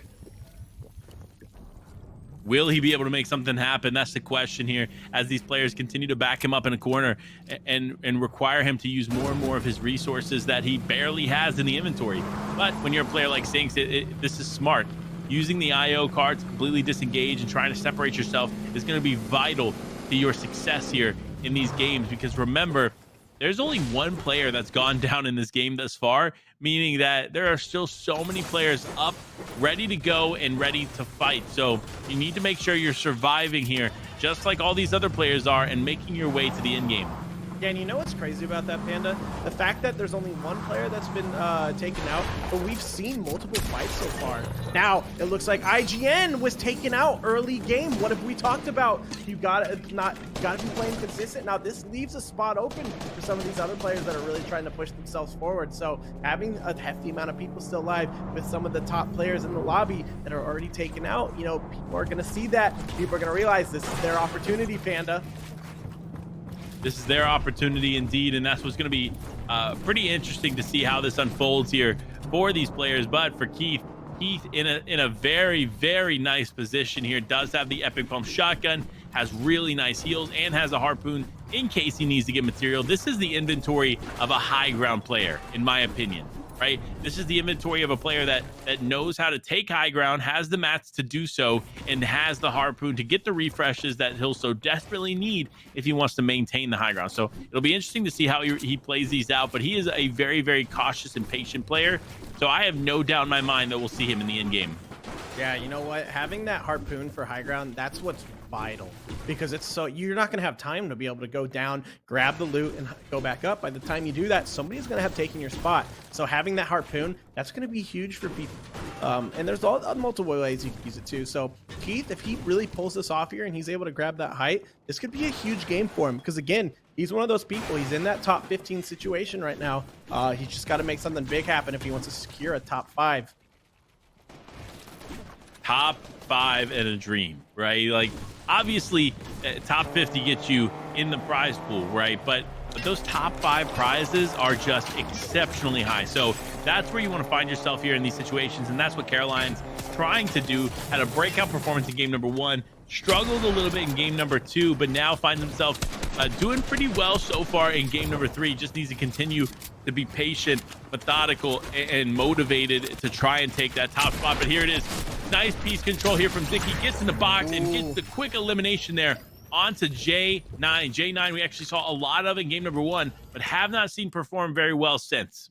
Yeah, you know, we really haven't seen much of it since. And like, keep talking about consistency, but Zicky, another player, you know, that's kind of in that middle spot right now to try and get to that top 10. So he's just gonna have to make something happen. But it looks like Nerfus, a player that we saw play really well last week in the trios, which is taken out there. But Snaz, our leader, our number 1 right now with 49 points, looks like he's in a little bit of a fight. Is he going to be able to win this fight, or is he going to be able to disengage? Because he does not want to see himself go down here. He wants to be able to secure that first and have another great game ahead of him. Another game ahead of him as the shots continue to rain in from both parties. He does have an elimination on the board so far, so that's some points already there for him. But again, no placement points have hit yet. Now, Snaz is actually doing something incredibly smart. He has a really solid position here in zone number 2. He knows that he can split his material, drop down, and get any of the material that are down there. But no, this player in Imkey is just looking to hold Snaz out, and I think doing actually an exceptional job at that. So now Snaz has to completely disengage, has to try and get what he can here from this moment, but Imkey still holding a nice little angle here, keeping Snaz from being able to secure any of this loot. Yeah, you know what? He wants that loot. Like, he's trying to grab it. But Mikey right there, Mikey's making sure nothing happens. So Snaz is going to have to be careful, because we're still in that second circle. Like you said, placement points are not happening right now. No, you got it. You got to be able to hold your own right here, because you still got some time. 53 people still live on the board. And with games like this, those 3 people that need to go down, they don't happen fast, Panda. They really don't. So we might not see that until the next circle, or even the circle after that, before placement points really start hitting. So Snaz right here, Snaz is going to have to secure an endgame for himself. So taking this fight might not be the best idea for him, but it looks like that's what he wants. It looks like he wants that elimination off of Mikey. He's tired of Mikey toying with this loot. He's saying, this is mine. He goes down and grabs it, but is he able to get back up before anything happens? It looks like he was. Looks like Mikey disengaged a little bit right there, as Snaz was able to take the spot fully for himself. It's so interesting to see when these players can step up and get full control of loot like this, despite another player being on the other side. It just speaks to how talented Snaz is as a player, and has a really, really good understanding of when to take the risk and when not to. So he did a good job of separating Mikey away from him, giving him the opportunity to then get this loot and be set up for success. You see him in zone number 3 here on the edge, so not necessarily the best position for him to be in, but still in zone nonetheless. Yeah, nonetheless, to say the least. And look at Cracked right here, man. He's got decent loadout too.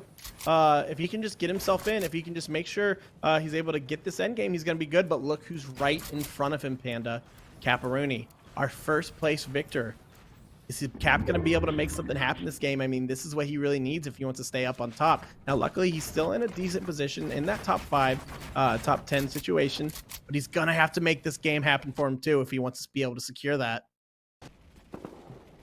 Yeah, it looks like he has the potential to. 15 points is still a decent amount here in these games, but there's still a lot to play out. And there's still a lot that can go wrong here, especially with the position that he has in zone. He finds himself on the very, very edge of the third zone, meaning that he will not secure that fourth zone, or it's very unlikely that he will secure that fourth zone. So he's going to need to move here fairly quickly if he wants to continue to have a nice positioning in this game. But looking at this, it looks like he's more focused on taking some shots. He does actually tag up Dylan quite a bit here. Dylan almost having no shield, blows up 2 vehicles and ends up still pressuring Dylan on, as Dylan now officially has no shield. The shots are raining in. Cracked is looking to connect any kind of shot that he can, but nothing is connecting. It looks like the fire is actually doing more damage to Dylan than Cracked is. So fortunately, it does look like he might be able to break through this wall, but Dylan now on the back foot is going to be able to heal up a little bit there with the shield and actually returns fire.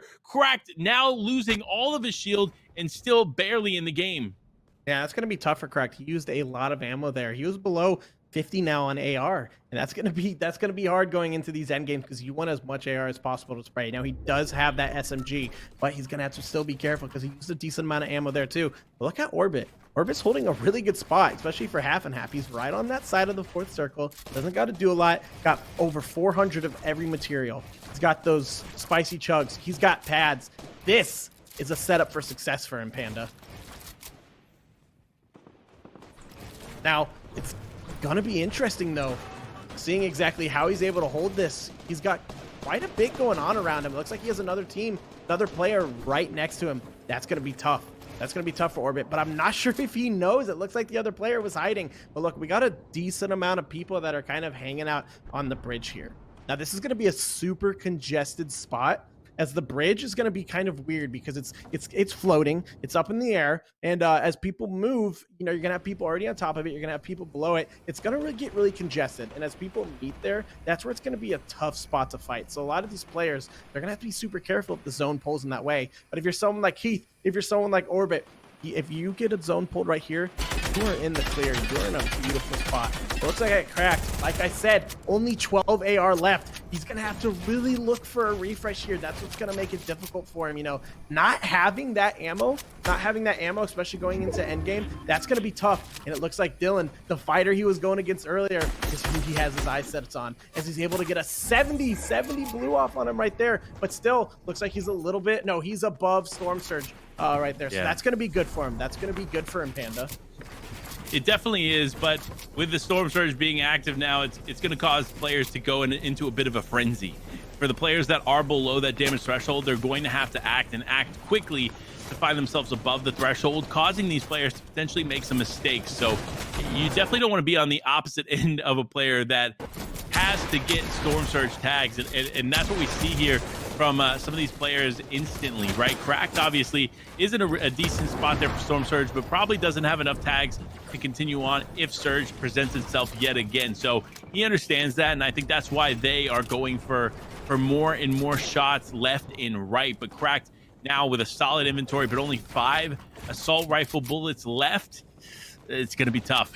Yeah, and you know what? He does have 160 for his SMG, but those go fast. Especially with a clip of 30 to 40, those go really fast. You know, he might lose that here pretty soon too. So he's got to be careful. He can't be wasteful with this ammo, as he's gonna have to try and get a refresh here, and that's what he's been doing. He's been looking for a refresh this whole time, but unfortunately nothing's fully connected for him. Now we do have Nico, one of our big stars, 39 points too. That puts him in a really good spot, Panda. If he can have a full end game here, we could see him in that top 3 situation right here. But look at the weapons he has. He is sporting that charged shotgun, a gun that we don't see as often with people. You know, you have to craft it first of all, but it's also a weapon that takes a little bit different types of skill, and some players have chosen not to get used to that, type of delay that it has. You know, the whole idea, if you want to get a really hefty shot, you have to hold out that charge. It's just a different type of weapon all around, but the players that know how to use it, and you do not want to be on the receiving end of that heavy charged shotgun. You definitely don't. I think when it comes down to solos, though, it just doesn't make as much sense to carry in the inventory. Now, obviously, maybe if you're not as comfortable with the lever, it makes more sense to side grade it. But all in all, the pump shotgun is definitely the wave, especially in solos. And now, though, it's Nico diving in 3rd place on the board here, and just trying to continue to survive, doing a great job at it thus far, and easily setting himself up in a nice position in this zone here. So I'm looking forward to seeing what Nico can do. Yeah, and you know what? Nico's a good player. Like, we know that. Nico is skilled. Oh, and as he drops somebody down, he goes in for those shots. He's got that charge shotgun. Is he able to make it happen? Unfortunately, he was taken out. Still has a decent amount of points though, as we just saw a player snails right there with 1 point. This could be a big game for him. Zuxi right here too with 5 points. God, there's a lot of players, Panda, we're seeing with only 1 to 2 points right here. So this game is going to be big for some of these players, but we also have to see some of the people like carries who we've seen play well so far today. So it's really going to come down to, you know, who provides the best skill right here as this end game really starts to move forward. Yeah, it definitely does. And looking for players like Fly Carries, who is in contention, one of those top 15 players going into this, now finding himself in a better spot yet again. Does have, again, an elimination on the board, but needs to get a couple more if he wants to feel comfortable here on the leaderboard. But with so many heavy hitters on this game, or still in this game, I should say, it's going to be tough because these are the players you need to go down so you can climb the leaderboard. But Snaz, here it is, still in this game and looking very healthy indeed. Yeah, healthy to say the least. Snaz is really who we're seeing on top right here too, and he's got a decent amount above Storm Surge. I don't think he's got to worry too much about that. And look how much ammo he has. He could really play around here as a decent. Wow, he just has everything he needs right now. Everything he needs, so he could be really set up as he plays these rotations right. If he targets the way he needs to, he's gonna be good here. Now it looks like he's gonna go for a pad play right here. As he does, as he makes himself, is he gonna go for the height? No, it looks like he's gonna go down a little bit. He's gonna go down a little bit, kind of saying this mid-ground play right here. Knows that he's got to be careful. He's got to play for himself right here, Panda. Yeah, he definitely does. Unfortunately, he understands the position that he's in. He's ahead of zone here just a little bit, so he's going to be able to survive that in that aspect. He is above the damage threshold, but not by a lot, and this is going to be the last damage threshold to affect this game. So every tag is going to count, and that's what you see Snaz getting a nice little tag there. But no, it looks like another player trying to pressure him from below, ends up losing a cone to somebody else, but Morbid actually on the other side of that, very weak. So all it takes is Snaz connecting just 1 or 2 shots here on Morbid and could get the elimination. And there it is. Snaz getting another elimination on the board, and a nice refresh here in a very, very desperate time for him as a player. 7th circle is closing right now as the zone is imminent on these guys. There's no more Storm Surge that anybody has to worry about. You have players like Snazman, 57 points, 2 eliminations. If they keep this going, they're going to be growing in some hefty placement points. But we also have blue plays down there, only 12 points. But that doesn't mean this game might not be a big turnaround for him. If he keeps himself going into that top 5, this could put him in that top 20, top 30 to give him that better chance. You know, like you said earlier, this is the time. This is the time for these players to get into that better positioning, because you know what? They're losing their times here. They're losing their moments. They're losing their situations to get a better placement on the leaderboard. But Snaz might be possibly looking for a high ground play, and it looks like he already had it. Wow, Panda, this might be the game for him. This might be a 2nd game in a row that we see Snaz do something wild.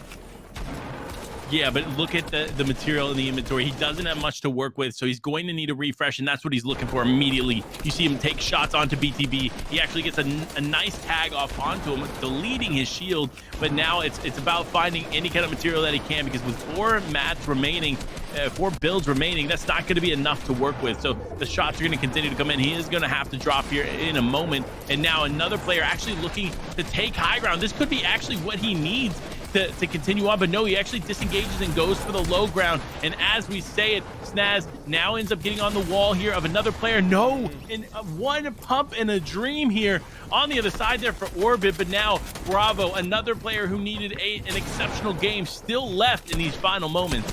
Yeah, Bravo still got a lot going on for him. I mean, 36 points. We saw Snaz was at the head there with 57 or 59 points to end that to end his game. But that's Bravo. Not too many that he's got to go. He's got that 20. Gets that quick elimination with that charge shotgun. Has so much to play with right now. So many mats. He's got the minis. He's got the ammo. As long as he just stays together, as he stays for himself. He's got that pad 2. Gets another elimination going forward. But we do have blue plays on height. Like you said earlier, we just saw moments going when we had 13 points. Now he has 29. This could be the big moment for him.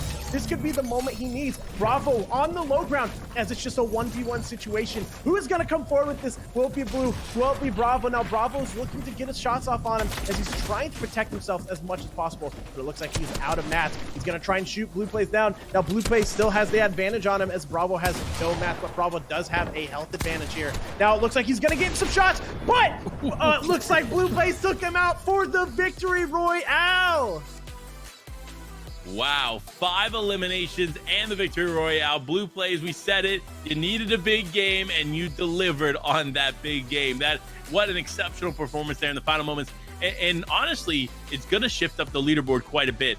When you think about it, we saw IGN go down early in game number 3. We saw Snaz end up going down earlier than he would have liked, but it still was able to put quite a few points on the board there in the final moments. So let's break it all down. Let's take a look at some of the action that took place here in game number 3.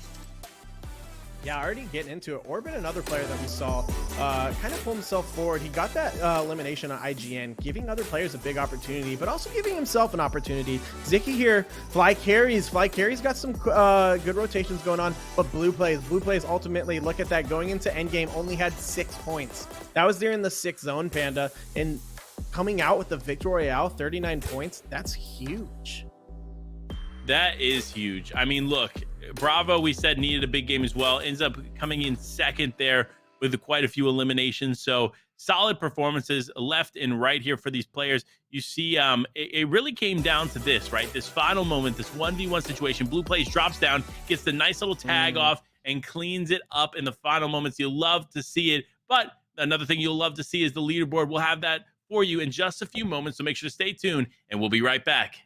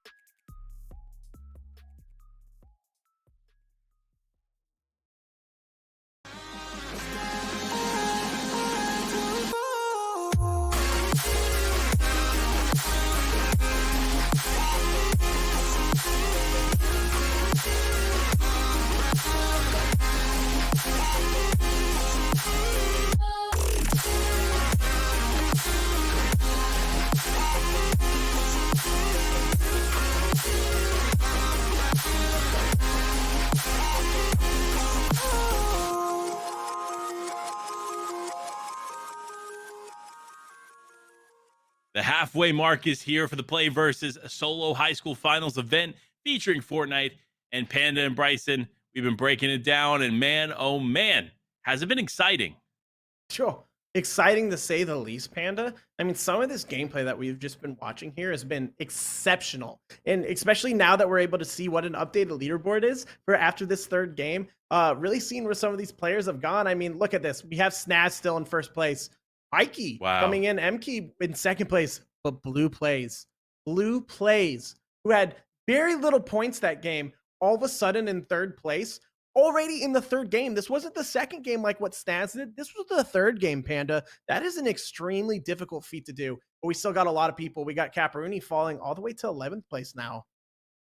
Yeah, our game 1 winner definitely struggling to stride here in the remainder of these games. But look, that's what it comes down to, right? You have to be consistent. We talk about it time and time again, how consistency wins yourself one of those top spots on the leaderboard, and we're just not seeing it from some of these players. But the players that we are seeing it from, like Snaz and company, they're doing what you need to do, and that's why Snaz finds himself on the top of the leaderboard and in those final moments of these games every single time.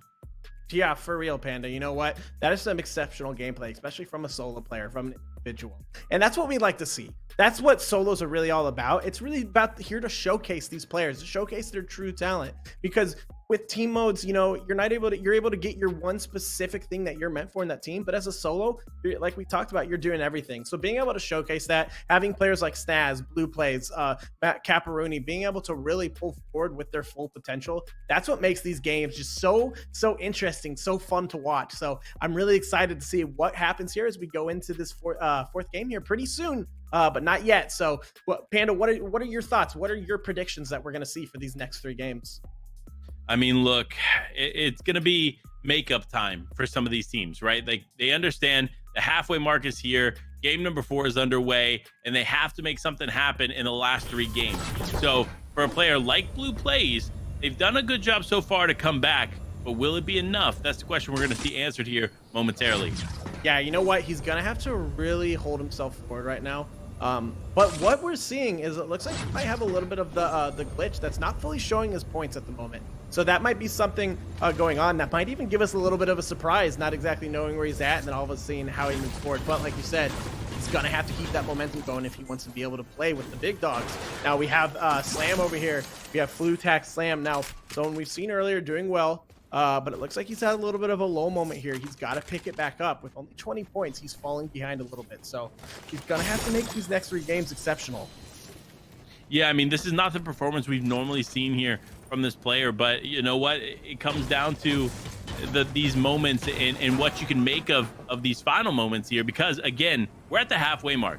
3 games have already been played, 3 games remain. And what you can do here in these final moments can truly define your tournament. Just because you didn't have the breakout or exceptional first 3 games doesn't mean you can't still come back here in these next moments. So it's going to be super important regardless, right? So just make sure you're on your best game, you're on your A game, and you're moving to a place that you want to be in. Now, though, Gauze actually looking to take Weeping Woods as his own and hoping that he can take it. But it's actually Critic and IGN going up against each other here in Pleasant Park. Yeah, and you know what? He's telling himself, man, he's telling himself right now he cannot go out early like last game. But that could be something that happens as Critic was able to get a quick shot off on him. Now he's going to try and get these heals in. Looks like we're having just some good old-fashioned box fight plays right here. But IGN gets that another quick shot on Critic. Gonna go in fast. They are both extremely weak. It's just going to be about who connects with this next shotgun. They're both going to be trying to get their heals off as IGN is able to get a quick big pot off. It looks like Critic is going to disengage a little bit here.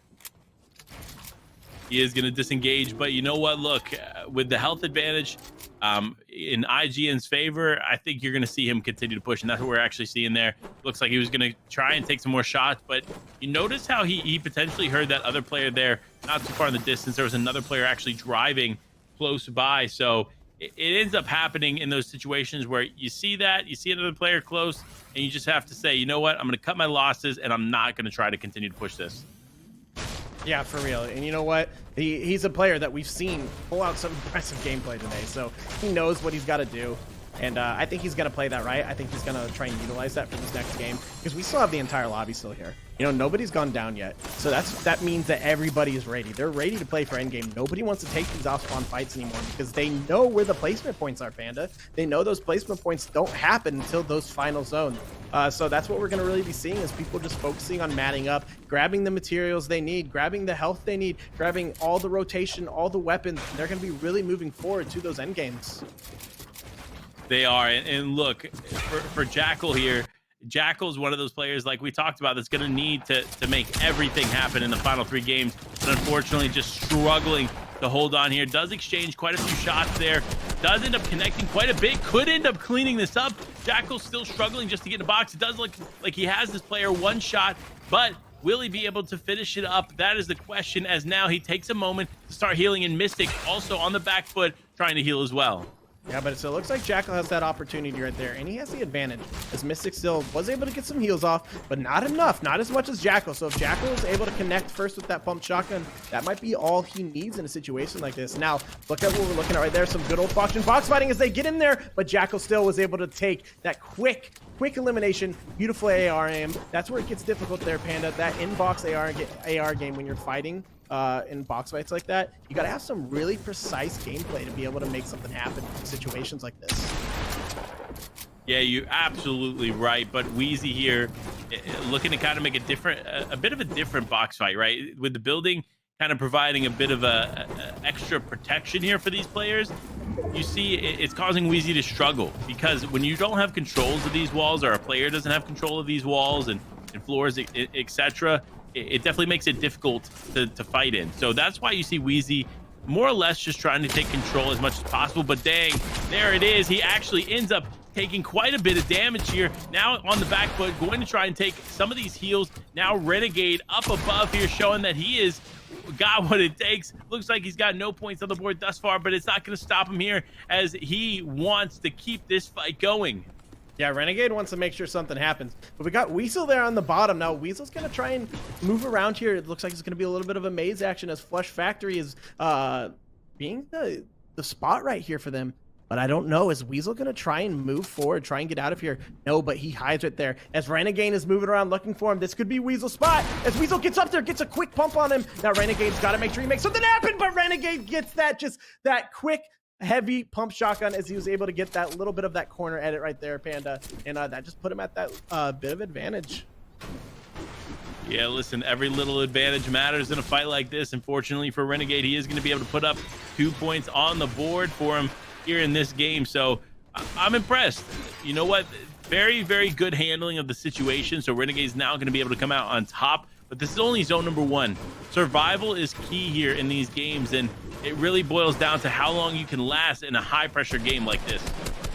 Yeah, exactly. You know what? You got to be careful because barely anybody's gone down. We've only had 4 players go down. We still got some time left, but this end game's imminent. The end game is coming, and a lot of these players, they're preparing the best they can. But it's hard. It's hard to prepare for an end game when you also have other players doing it too, and other players, if they get in your way, you know, you're gonna go in for some shots. And so you gotta have your guard up. You gotta be careful. But Gaz over here, Gaz has a decent amount of stuff at his ability right here. Looks like he's got that launch pad. That's what's gonna really be able to play into an end game form, and even mid games. If he has to disengage, being able to have that quick way of escape, that really helps a lot of players here. So, but look where we're at right now. Blue plays our big victor from last game, who's able to move himself up to that top 3 situation. This is going to be where Blue plays is going to have to keep that momentum. He's going to have to make this game another big game for him, Panda. He definitely is. He needs to remain consistent. Like we talked about moments ago, just because you have one breakout performance doesn't mean you're going to be able to take the whole tournament away. So it's all about that consistency. Consistency factor is going to be more or less the most important part for the remainder of these games.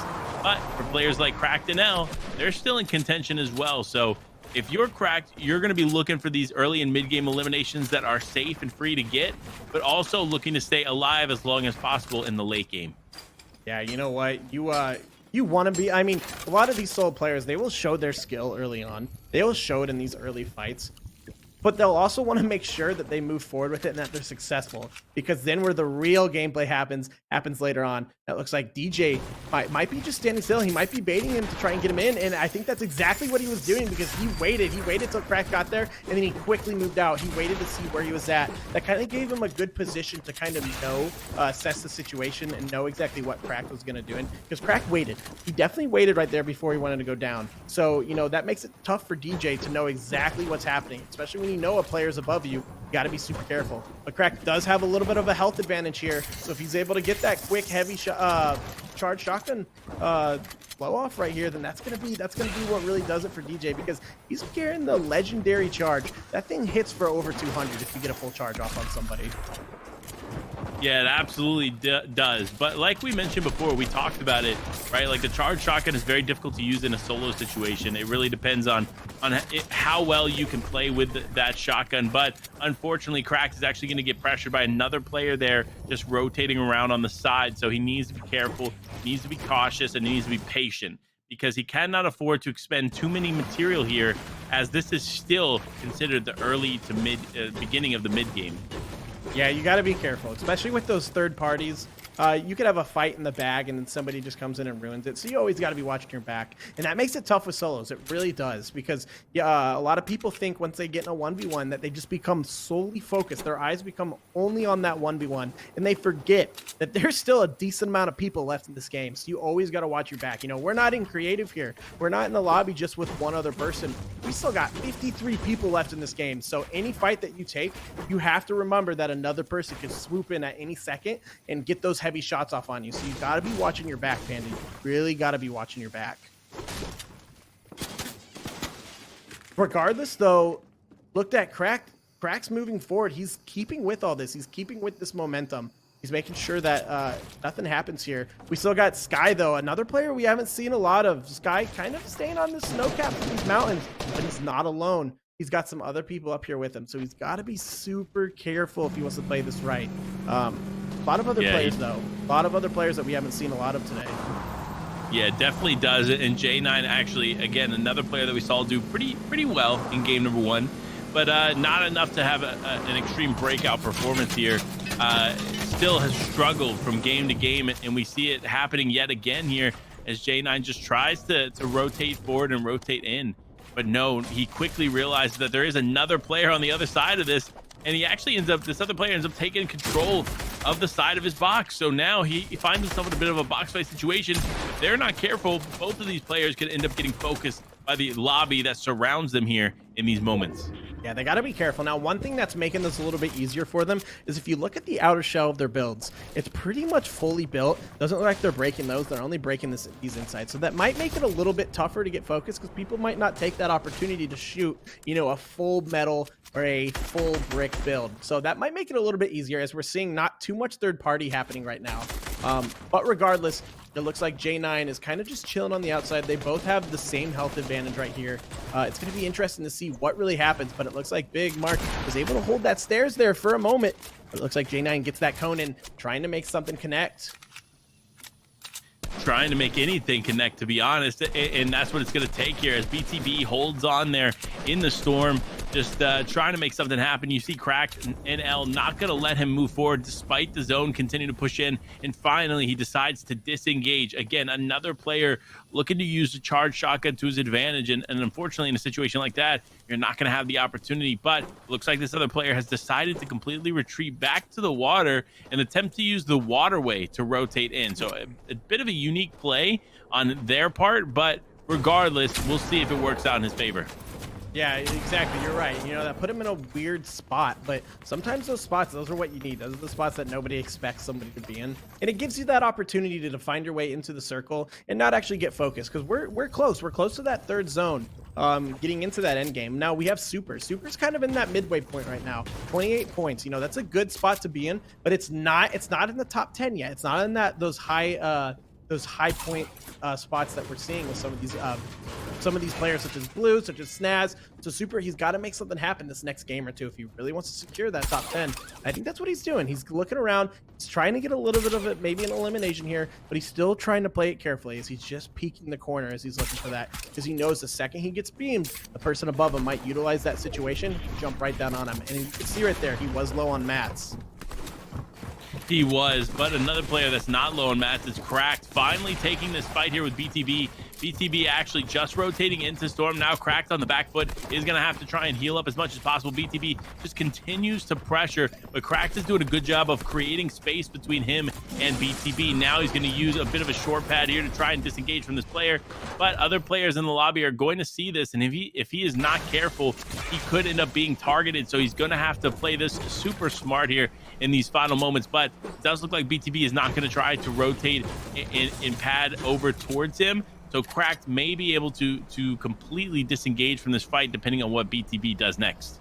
Yeah, exactly. And look at that. Look at how the playing field's kind of switched right there. Cracked had way more of an advantage the earlier fight, but it looked like DJ right there, BTB, he was able to take that situation and make it kind of his own there. So it kind of made it to a point where, you know, Crack had to put that in perspective, and he realized, you know what, maybe not take this fight anymore. Maybe this wasn't right. Maybe DJ might have been toying with me a little bit. It's actually a lot better than I thought. So then Crack kind of had to take that situation and kind of rotate a different way. But it looks like he's in the clear right now. Both of them are in the clear. Nobody's really around them. You're going to be able to make this rotation through the water probably seamlessly perfect.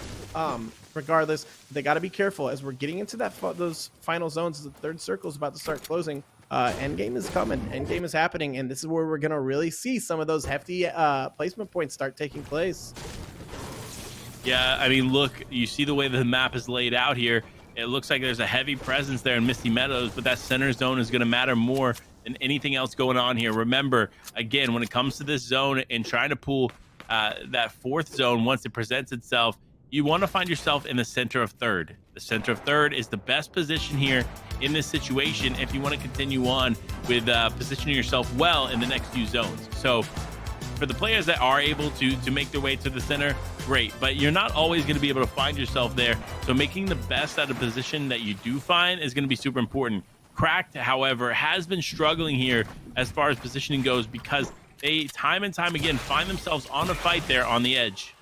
Yeah, and you know what? Those are the spots that really make games hard, especially when you get in those edge fights, because it makes it hard for you to rotate. Multiple people look at you to spray, and you got to use a lot of mats, a lot of materials. And what do you want end game most? You want those materials, because that's where tarping is the big thing. That's where stuff like that happens. And you really want to make sure that you're utilizing these moments where you can save as much as possible and save as many mats as possible. Now Cracked getting in what looks like a little bit of another fight here, as he does have the health advantage, but still hasn't fully cracked super yet. It's going to be hard here for him. Yeah, but he needs to be careful. You see all these other players looking in their direction now. Fortunately, it does look like the zone's going to pull closer to them, but it's still not what you want to find yourself. And there it is, the elimination that Crack needed and the refresh that Crack needed. But now the focus is on, because you're the only player outside the zone, everybody that already finds himself in is just going to continue to spray. And now all those materials you just refreshed are gone, and you are just holding on barely and trying to survive. Wow, what a beautiful play by him. But in the end, that made it real difficult for him. Luckily, he does have some source of rotation right here.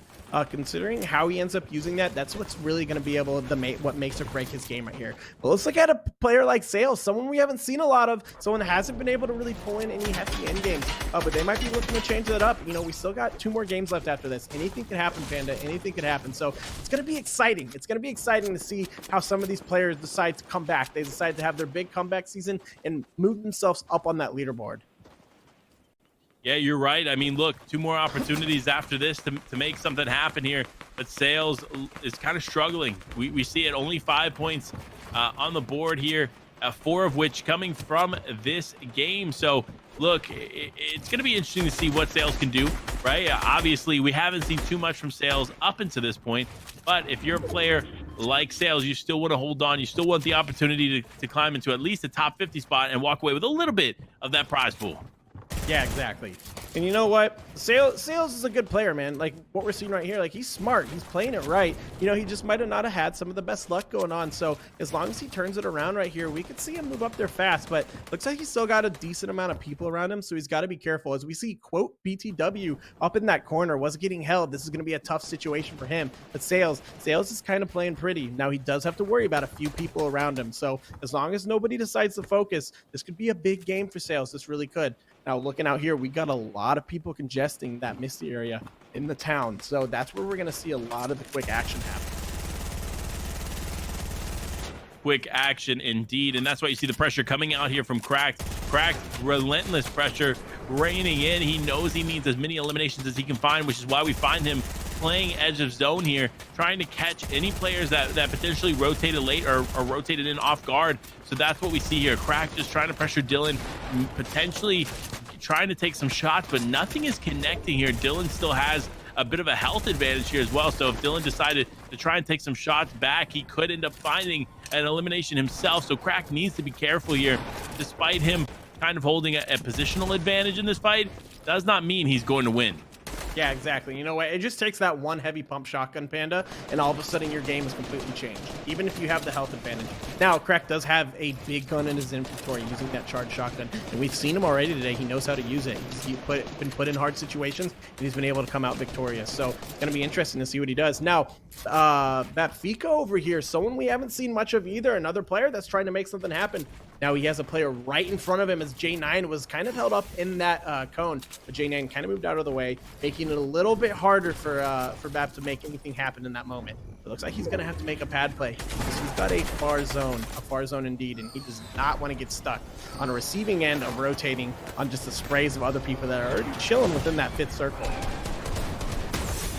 Chilling but not comfortable. We see it here. Benfica actually diving straight into the box, getting a really nice pump tag and just connecting shot after shot, but it's not safe as he loses all of his shield here, gets beamed up quite a bit, and now on the back foot does have the heals to continue fighting on, but IGN pressuring relentlessly. You see, this is why he's been able to stay in the top 5 consistently on the leaderboard. It's because he knows how to handle these high pressure situations. You see the pressure raining in from IGN, looking to connect anything that he can. It looks like Dylan might be on the other end of the pressure here in just a moment, and it all comes down to this.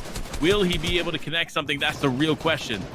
Yeah, for real. This is the big moment for him, you know.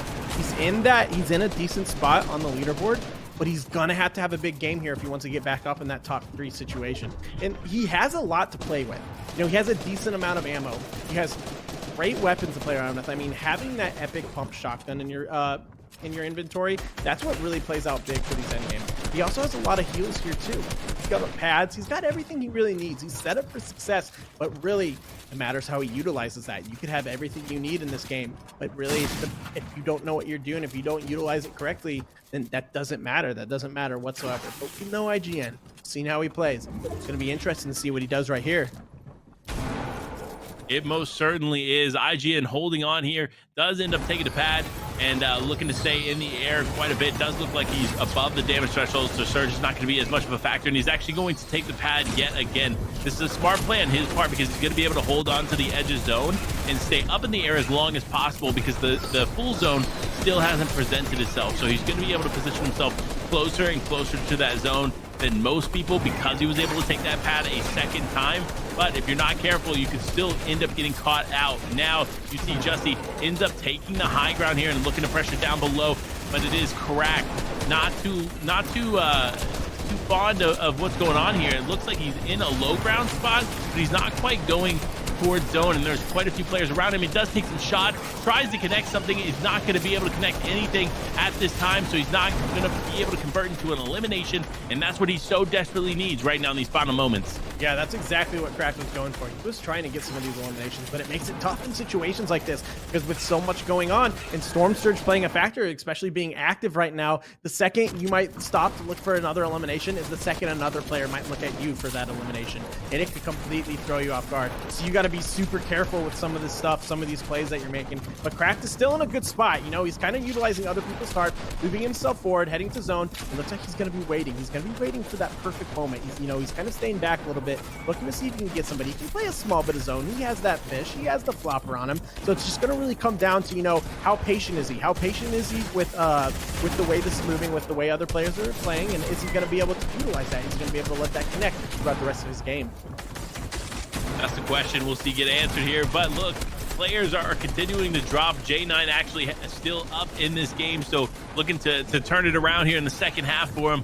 Cracked as well, looking for that second win here as game number 4 is almost complete. But Snaz, our game 2, I should say, victor, and then our placement number 1 on the leaderboard looks to continue to survive here. Does get some nice shots, but does not have a lot of HP to work with. Is going to have to completely drop to the low ground, and now shots just continue to rain in. He's looking at a nice little 60 tag there, but a huge tag again. This guy is on a rampage. He's not going to be able to do it though because he was so weak. But now Crack looking to do the same thing, trying to break out height, seeing if he can connect any kind of tags that he can. But it's going to be interesting to see what happens here in the next final moments. We see Blue Blaze go down on the board right there, so that's going to be big too for players like Cracked who are really trying to move themselves forward. Coming forward, Cracked is able to take that high ground. We just saw IGN get taken out too. J9, Nugget, Critic, so many players that we've seen throughout right now are going down as Cracked is securing this high ground. 60 points. He is saying that this game is his. He's taking over this leaderboard, Panda. He really wants people to know that too.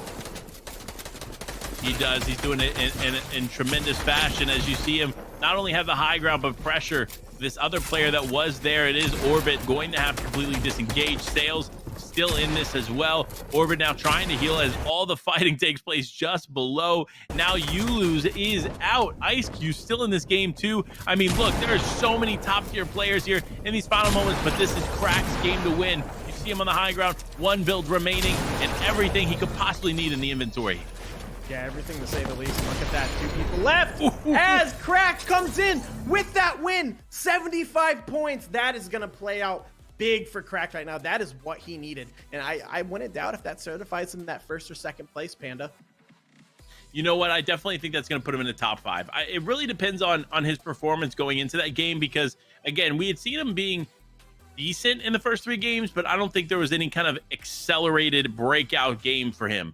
But that's going to be his game. That's going to be a huge change, huge shift in the leaderboard, especially with some of these other players going down early. But we got to take a look back at some of the action that took place in game number 4 and see maybe or have a better prediction of what this leaderboard is going to look like.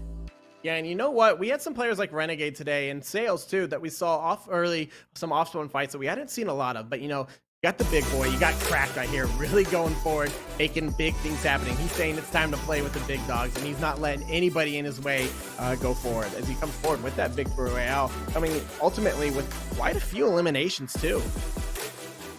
Yeah, and he did a really, really good job of picking up elimination after elimination. We saw a few times he did take some risky fights there in the mid game that could have resulted in him going down, but no, he survived and ended up winning it all here in these final moments. But here it is, the final breakdown, the last 3 players, and fortunately for Crack, he walked away the victor. But guess what? We got to go into a quick break before we can give you the leaderboard, so make sure to stay tuned, and we'll be right back.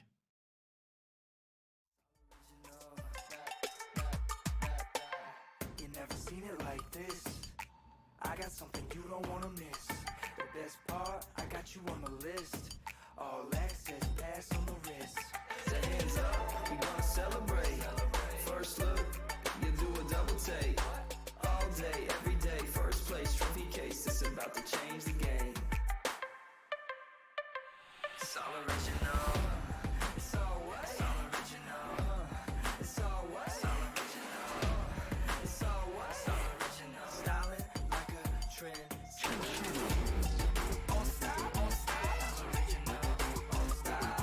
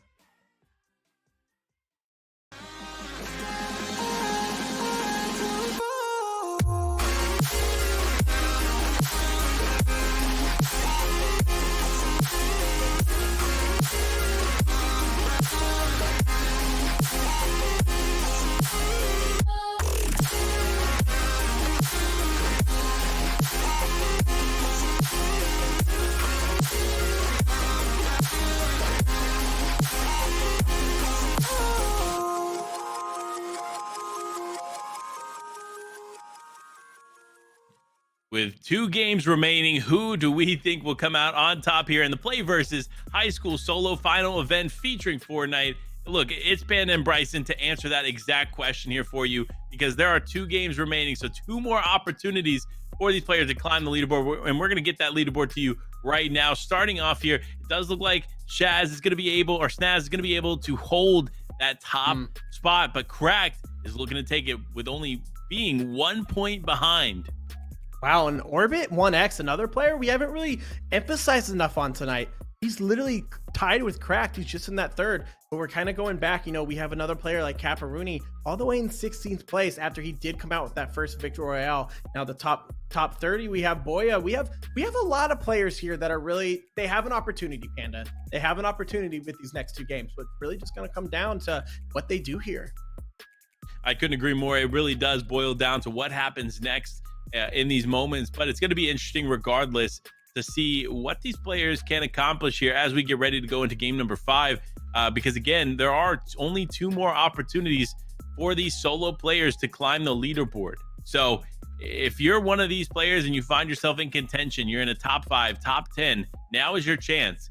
You need to take those few points, continue to climb on, and have one of those breakout performances that we've seen from Snaz and Cracked here. And here it is time. Game number 5 is underway, and Cracked already looking to set himself up for success here in Lazy Lake. Yeah, if Crack can stay ahead right here, if he can stay forward and, you know, kind of play like he did last game, even if he doesn't come forward with a full Victory Royale, that's going to really maybe certify him that first place. But it's really also going to come down to players like Snaz, players like Orbit, and even players like Blue Blaze that we're also seeing, you know, really pull in hefty gameplay every single game. You know what? They have played phenomenal these past 2 games. It hasn't just been one for a lot of these players. You know, Cracked played great last game, but he's also played decent the games before. So it's going to be interesting to see how everybody kind of moves forward. Yeah, I mean, I couldn't agree more. Fortunately, Cracked does have Lazy Lake to himself uncontested, which is going to feed into the success that he is seeing so far. But will he be able to keep it going? That's the real question here, because like we talked about, Orbit 76 points on the board as well. So this is going to be a very close fight in the top 3 for these players. And really, it's going to come down to these final moments. These final 2 games will truly define what happens next year for Snaz, Cracked, and Orbit. Yeah, and you know what? We're going to fight right off with Caddy. And what we talked about the other game too is Caddy's a difficult place to fight early on because you have multiple spots around it. Like you have weather, you have the campsites, you have people from retail, a lot of different people that might creep in on your fight. And even if you are victorious with your 1v1, all of a sudden you're third party by another player, and it makes it tough. And you know what? Another ad, we just had that vault that's over right by Caddy on the mountain that's finally opened right now. So where you can get that mythic, that mythic burst rifle, and that makes it another difficult spot because a lot of players will be going for that. A lot of players want that gun. They want to be able to utilize that end game. So you gotta have your guard up when you're playing in the spot. Yeah, you definitely do, but Zuxi is going to be able to clean it up fairly quickly, and it doesn't look like there's going to be another player in the vicinity. But remember, like Bryson mentioned, players are going to rotate from all around because they know that there's always fights here in Caddy Corner. We've seen Retail Row in game number 1 rotate over in this direction too, so you have to be super careful. But it's Zicky. It looks like being able to take Believer Beach to themselves, but still not comfortable. They want to continue to take shots on any of the players that could be in the vicinity. Yeah, they want to make sure they're sitting pretty on Storm Surge. They don't want that to be an issue. But it does look like Zicky too. He has an elimination already. He's got a lot playing for him. He's got a decent loadout now. He just really needs to look for that ammo. Really got to look for that ammo. But a weapon that he's utilizing right now is that lever shotgun. Something we haven't really emphasized much tonight. It's one of the bigger shotguns in this game. Considering it's on floor loot, you find it within chest, and it's unlike the pump shotgun that you have to actually make, but it's definitely the more common shotgun, and it's a different shotgun. It has a little bit of a delay, not as bad as the charge. It doesn't hit as heavy as the pump, but it does have a larger hitbox. So players that are able to utilize that, they know that even if they don't hit heavy, they're gonna always be able to get a shot off. They're never gonna miss a shot with it. So it's definitely a gun that's utilized more often than you'd think. A lot of people kind of overlook it, but it's not that bad of a weapon.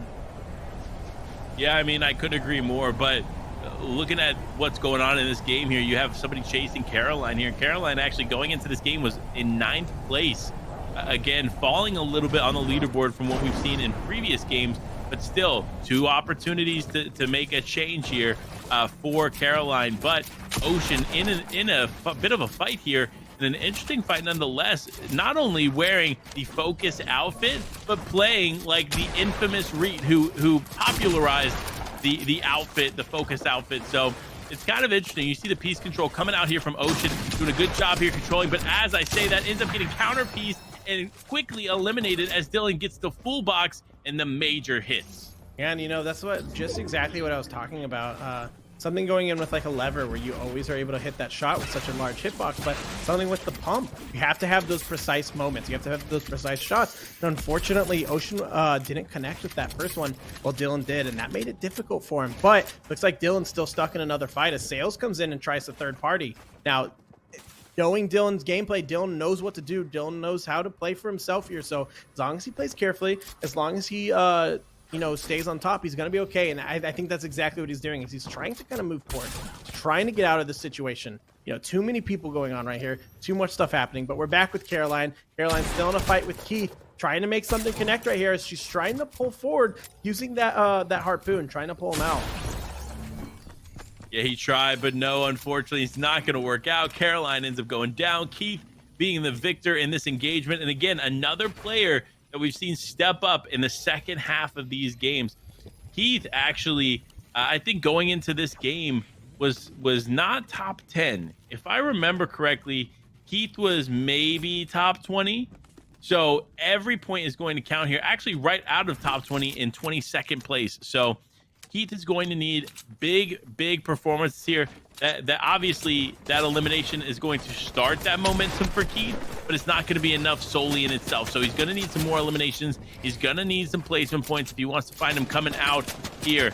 Now it does look like lots of action going on with King. It does look like he could potentially get into a bit of an engagement, but the last time we saw him, he ended up going down pretty quickly. Yeah, exactly. You know, he's got to make something happen with the next 2 games if he wants to see himself walk away with any bit type of money, any type of cash tonight. Because you know these are the final games of your Panda. This is where it really all boils down to. So a lot of these players that haven't really seen much happen, especially someone like King, is gonna have to utilize those moments and realize maybe it's not worth taking that fight. I think that's exactly what he's gonna do. But look at that, he's gonna go kind of hang out right on the spot where he can still look for some shots. And in case might also be able to get somebody, trick somebody if they take it to try and follow him. He could have utilized that moment to get some shots while they're stuck in the air.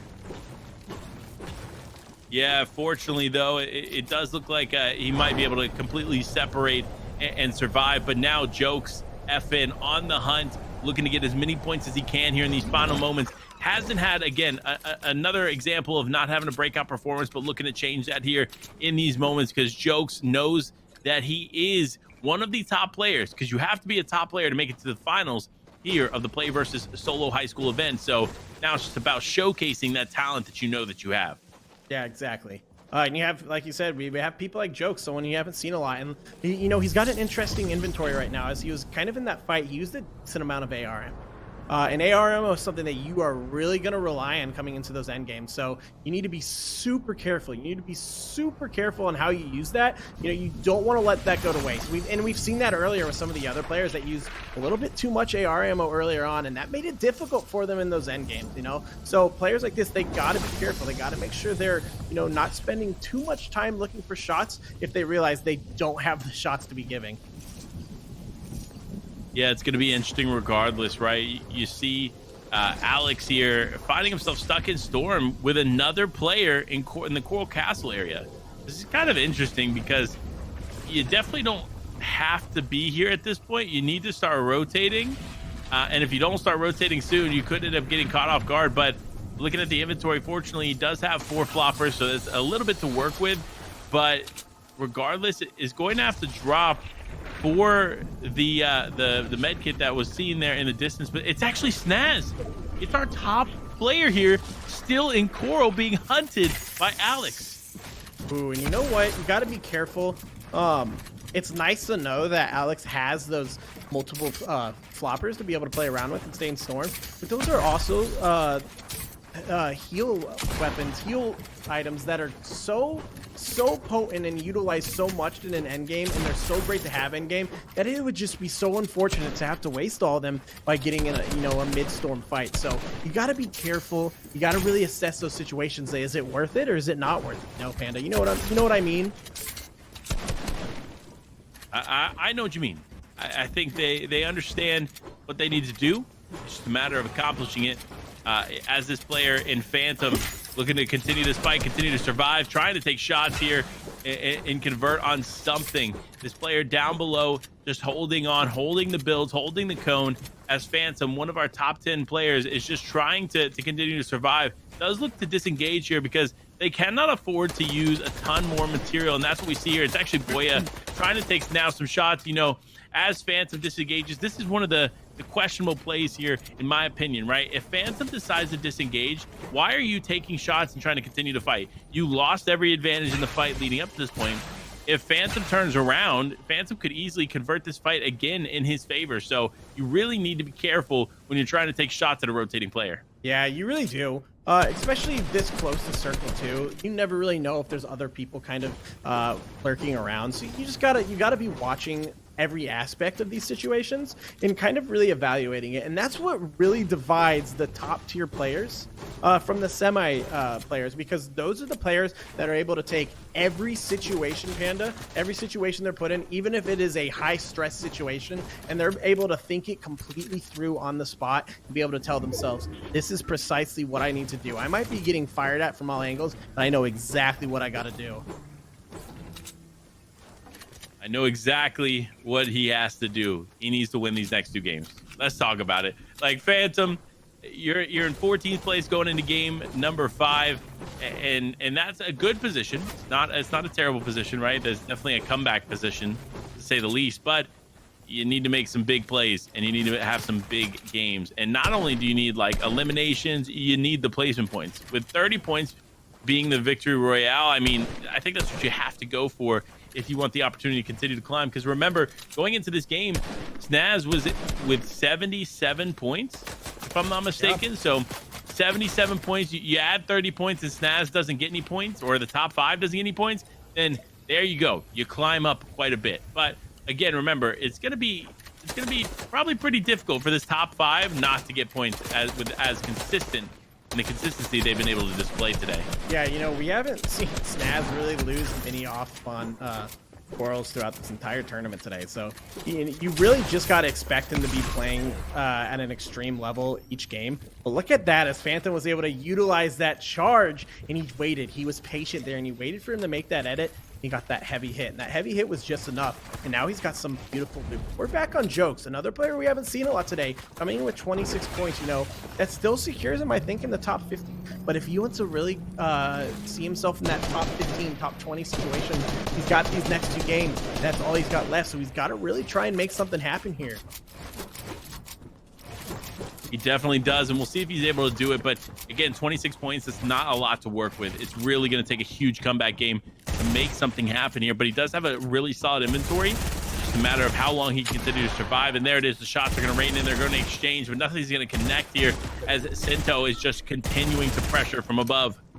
Yeah, and Joke not having a lot of AR ammo here, he's gonna have to really utilize that pump and that SMG. That's what's gonna really play in his favor here, as long as he focuses on his shots, which is exactly what he's gonna do. But at that moment, there was a pre-fire, and that pre-fire was from a legendary or epic pump shotgun, and that hit him heavy right there, putting him down to only 78 health, as he's gonna get some quick mini potions off. This is gonna be his moment, as he's gonna want to be able to get himself back on top. He's gonna have to really focus on these shots. That's exactly what he's doing, but he wasn't able to connect a few of them there. He's got to reassess this. He's got to make sure he plays this as mechanically and as smart as possible.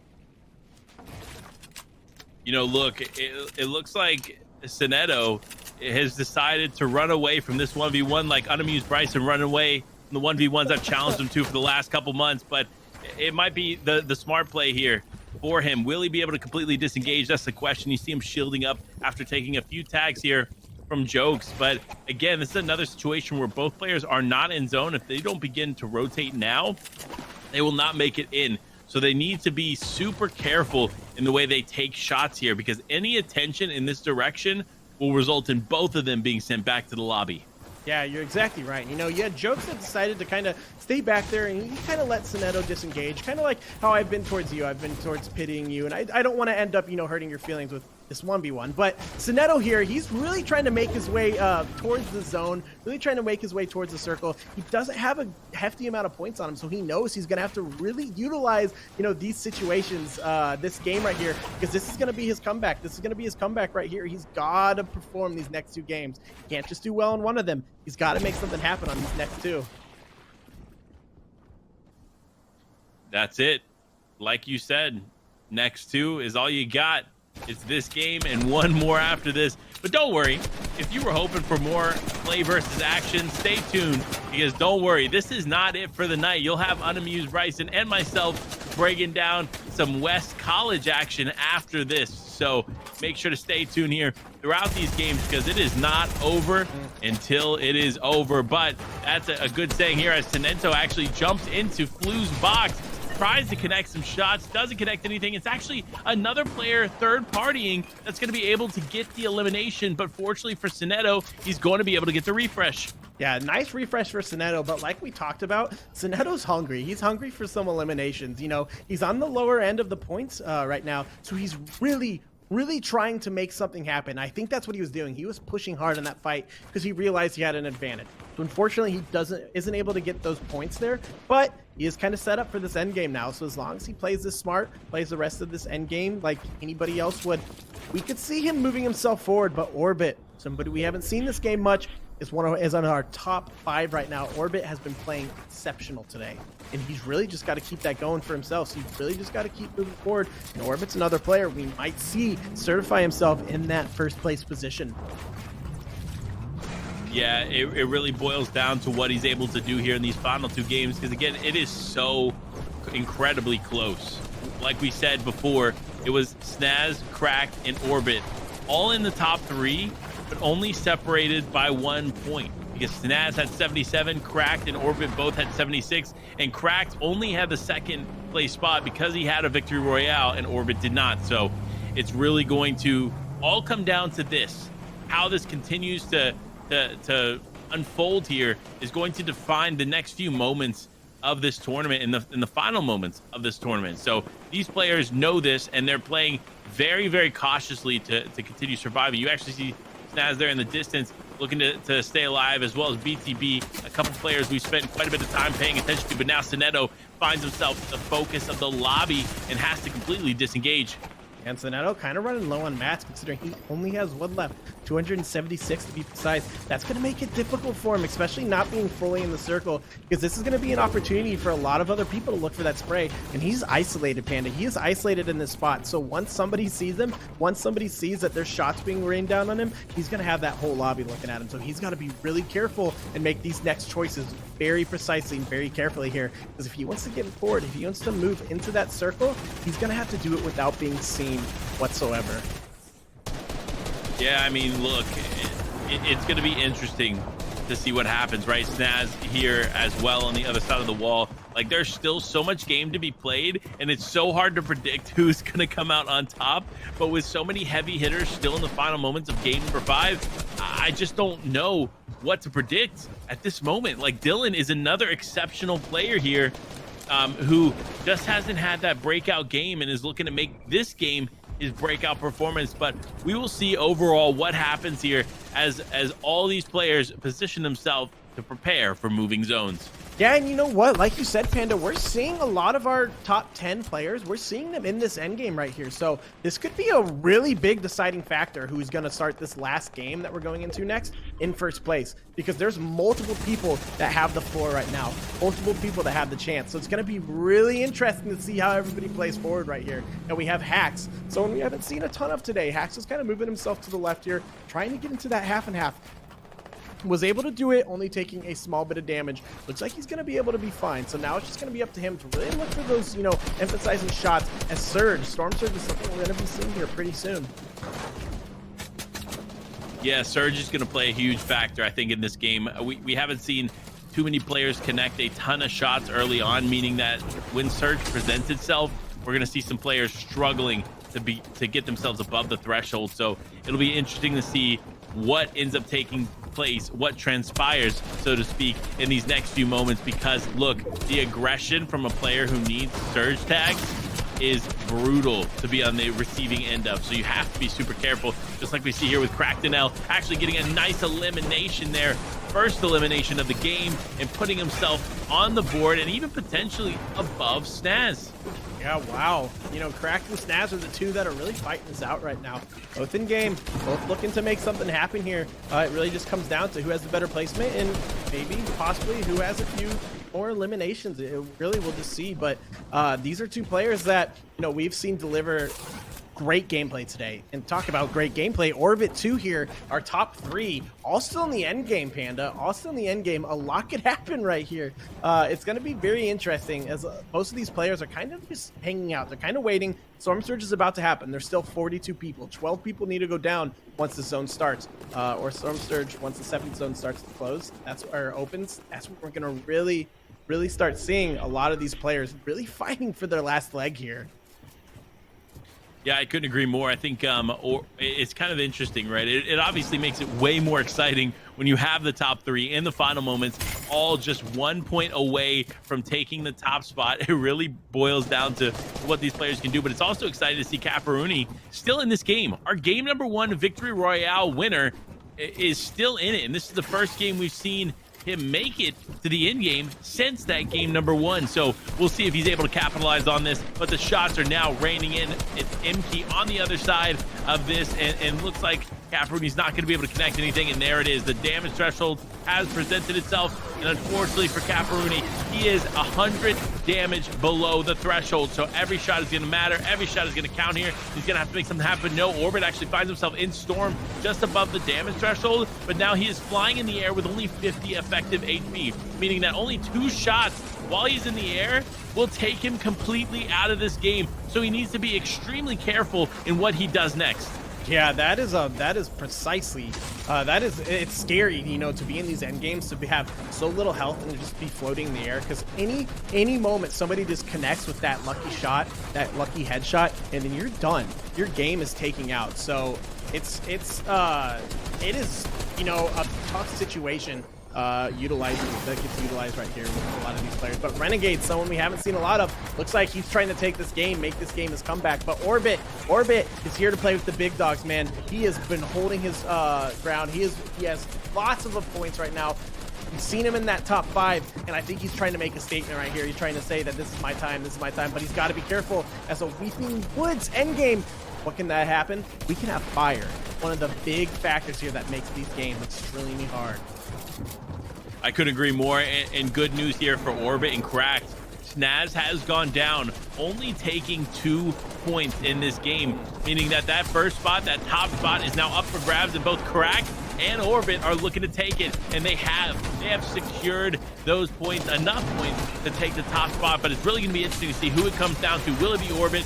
Will it be Cracked? But no, it looks like it's not going to be Orbit, as Orbit goes down to IGN. Now IGN finds himself in contention for one of those top 5 spots as well. Yeah, IGN's another player today we've seen play incredibly consistent. You know, he might have had 1 or 2 games where he was taken out off spawn, but he still played well enough to keep himself in a decent spot, definitely in the top 10. But this game could really be what boils down to putting him in that, you know, top 5, top 4, top 3 situation. Even maybe that top 1. It's really just gonna matter what he does here. But he's looking to make something happen, as he's kind of getting some of those stair flips going, moving forward, getting some hefty shots. But it looks like he had a player connect to him to the side that he wasn't fully aware of at the moment. He's got to be super careful here, kind of playing around, and unfortunately wasn't able to make it happen for him. They weren't, but you know what? Look, the game still goes on. 1 game remaining after this, and Phantom, another player, finding himself in contention for a top 10 spot. It really just boils down to the next final moments, a few moments that are left remaining in this game, and none of our top spot players are still in this game, meaning that other players now have the opportunity to continue to climb this leaderboard. Phantom being one of them, 72 points on the board. That puts them fairly close to where first place was going into this game, meaning that they do have a decent spot. But as I say that, Phantom ends up going down to Nico. now it looks like choosing in it. Another player now finding himself in contention for a top 5 spot is looking to continue to try and secure as many eliminations as possible and is now going for the high ground. Yeah, choosing someone we haven't seen a lot of either today. If he really plays this carefully, plays this well, goes in for that elimination, was able to take him out, but was taken out at the same exact time. Now we do have Ice holding that high ground. This could be a big game for Ice, getting him in that top 10, top 5 situation. He's got to stay consistent with it. He's got to stay on this high ground. He doesn't have a lot of match, Panda. He doesn't have a lot of match to play this game fully out, and he knows that, but he jumps out, looking for those quick elimination points right here. Still looking to get those fight in as there's still only 2 people left. But it is Zicky who has come forward as the victor. Wow. Look, it was kind of down to those final moments, right? We saw the last 3 players still up in the game, and naturally it just ended. Just like that. And that's the beauty of solos, right? It can genuinely end in a moment's notice. But what an incredible game number 5. We actually saw our top players there go down pretty early. Not necessarily into those final moments, so we got to break it down. Let's jump into some replays. Let's look at some of the action that unfolded here in game number 5, starting with Zicky getting a nice elimination before that VR. Yeah, Zicky's someone we haven't seen a lot of either today. He's trying to make a little bit of a comeback here, but we still have Cracked, we still have IGN, some of our top players today that still are making statements here, Panda. You know, they still had decent games. They still played well. Phantom, another one of them that had a really good end game here. So, you know, the first place is up for grabs. A lot could happen now. A lot could happen, especially with 1 game left. Well, anything goes. Like you said, 1 game remaining. But before we can dive into that game, we got to jump into a quick break. So make sure to stay tuned, and we'll be right back.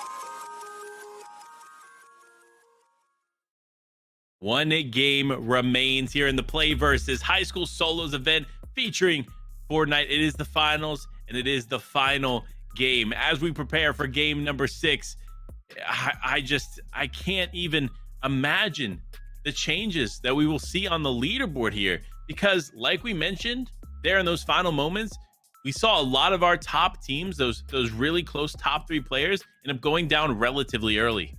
Yeah, and you know what, though? It's been a really interesting tournament today, Panda, considering we've had a decent amount of players that have really been competing the entire tournament closely together. You know, that top 10, we've seen Cracked in there for a while. We've seen Orbit, we've seen Snaz, we've seen IGN. A lot of these players have been stuck in this top 10, really fighting it out. But I think we have the leaderboards ready, Panda, to kind of see what's going on. Yeah, absolutely. Let's go ahead and dive in, starting with Cracked NL being on top with 89 points.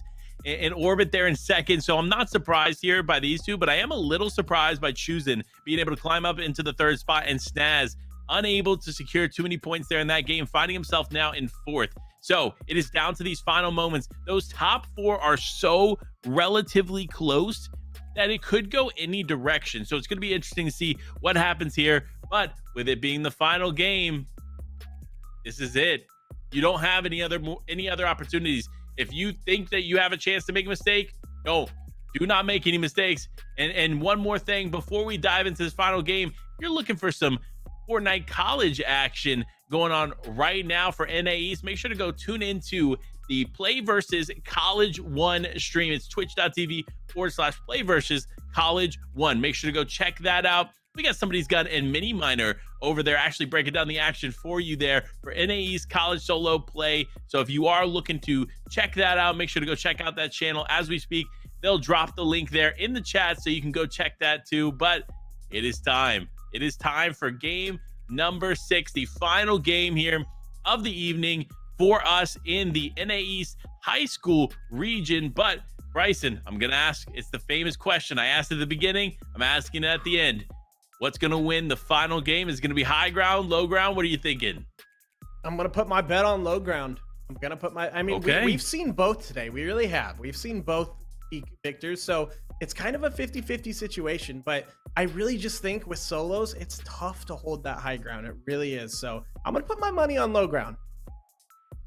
Okay, I respect it. I'm excited regardless to see what happens here as we get ready to dive into game number 6, and it is underway here, and we're actually diving in with Cracked. Cracked again, finding Lazy Lake to himself, nobody deciding to change it up here. Actually, now that I'm looking a little bit closer, it does look like Cracked has been contested. Could this be the change that could shift Cracked lower on the leaderboard?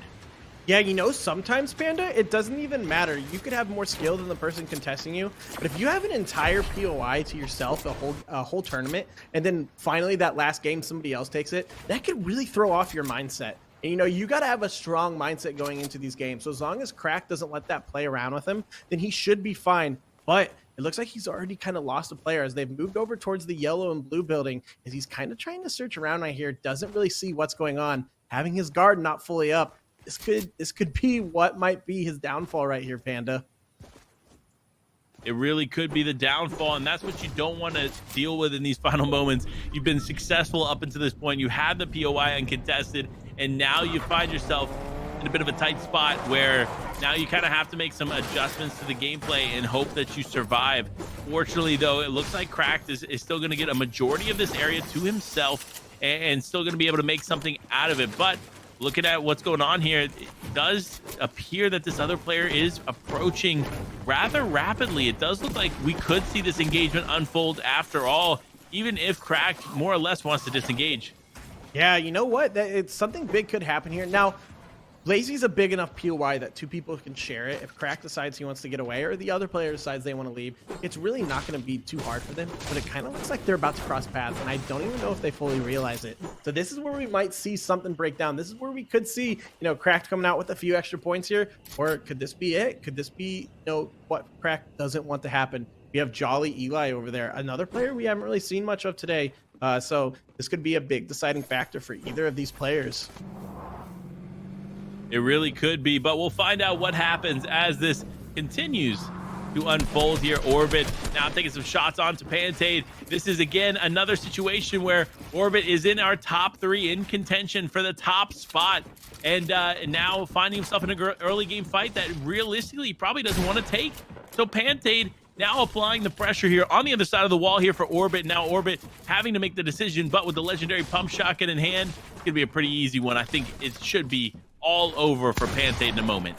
Yeah, having that health advantage there and having that legendary pump, I mean, that is a heavy hitter, Panda. If he connects and he connects with those headshots, it's game over. And look at that box play as he was able to kind of take that for himself, making sure everything's his, but unfortunately he wasn't able to do enough. But still, there he gets that 116 shot. Orbit, absolutely a mechanical king right here, playing this beautifully in this moment. This fight is his, Panda. This fight, he is showing us that this is his. Yeah, it is his to take. We'll see if he ends up taking it, though, because, again, just because you have that legendary pump shotgun doesn't mean you have the ability to close out the fight. And as I say, that ends up taking quite a bit of damage. Fortunately, though, Orbit can just hit the one pump shot. It does. He takes him out. Pantade is back in the lobby, and that is it for his tournament. Wow, absolutely beautiful connection right here. But look at this, Cracked and Jolly are finally in a little bit of a fight right here. Cracked is gonna have to make something happen. It looks like Jolly has one of those legendary or epic pumps. Cracked does not want to be on that receiving end. He does not want to get cracked, because that is what's gonna be ultimately what takes him down, because that is a heavy shotgun. But we might see a little bit different gameplay here, as we talked about having that shotgun the last battle is what put him at the advantage and what ultimately gave him that win. But Cracked, we've seen his gameplay. He might have been able to provide something there and show that, no, it doesn't matter what gun you have, it matters the shot and the skill. But unfortunately, Kraken decided for himself, it's best if I try and get away from this. But looks like Jolly might be thinking a little bit different here, Panda. He definitely is, and I think it looks like he's all in. He's going to continue to push Cracked here in the final moments, trying to take some shots. Does have a bit of an advantage in the shotgun department, but again, Cracked understands how to survive in these situations. So Cracked is going to continue to try and build out. Jolly losing control of the building and really has no advantages outside of that shotgun in this fight. It looks like Cracked probably a little bit better off in the material department, but the fight continues to ensue as Jolly now tries to break in from above, looking to take any kind of shots that they can take, but nothing is going to connect, as Cracked is doing a very, very good job of covering himself up. And there it is. He ends up taking the vehicle, completely separating away and potentially separating himself away from Jolly. Yeah, and you know what? Those are fights that are tough, especially when they are prolonged so much, because it's such a waste of maths getting into fights like that, because no matter who wins, either of you are going to come out with a decent amount at the end of that fight. It looks like they still might be fighting each other. It looks like, Jolly doesn't want to let down. He does not want to let this fight end. Crack's gonna look to hide right here. Jolly's kind of chilling right in this zone, right in this house, right in front of him. But it's really just gonna come down to who's gonna get this first big shot off. Who is the question? But it looks like Crack's gonna use the vending machine to attempt to hide and gain a rather interesting angle. So it's gonna be interesting to see how this plays out. But Jolly now looking to potentially just continue rotating on. I don't think he understands maybe where he is. He potentially thinks that he's in this building, but as he creeps up from behind, he takes another shot. Now Jolly just continues pushing relentlessly, going up against this player.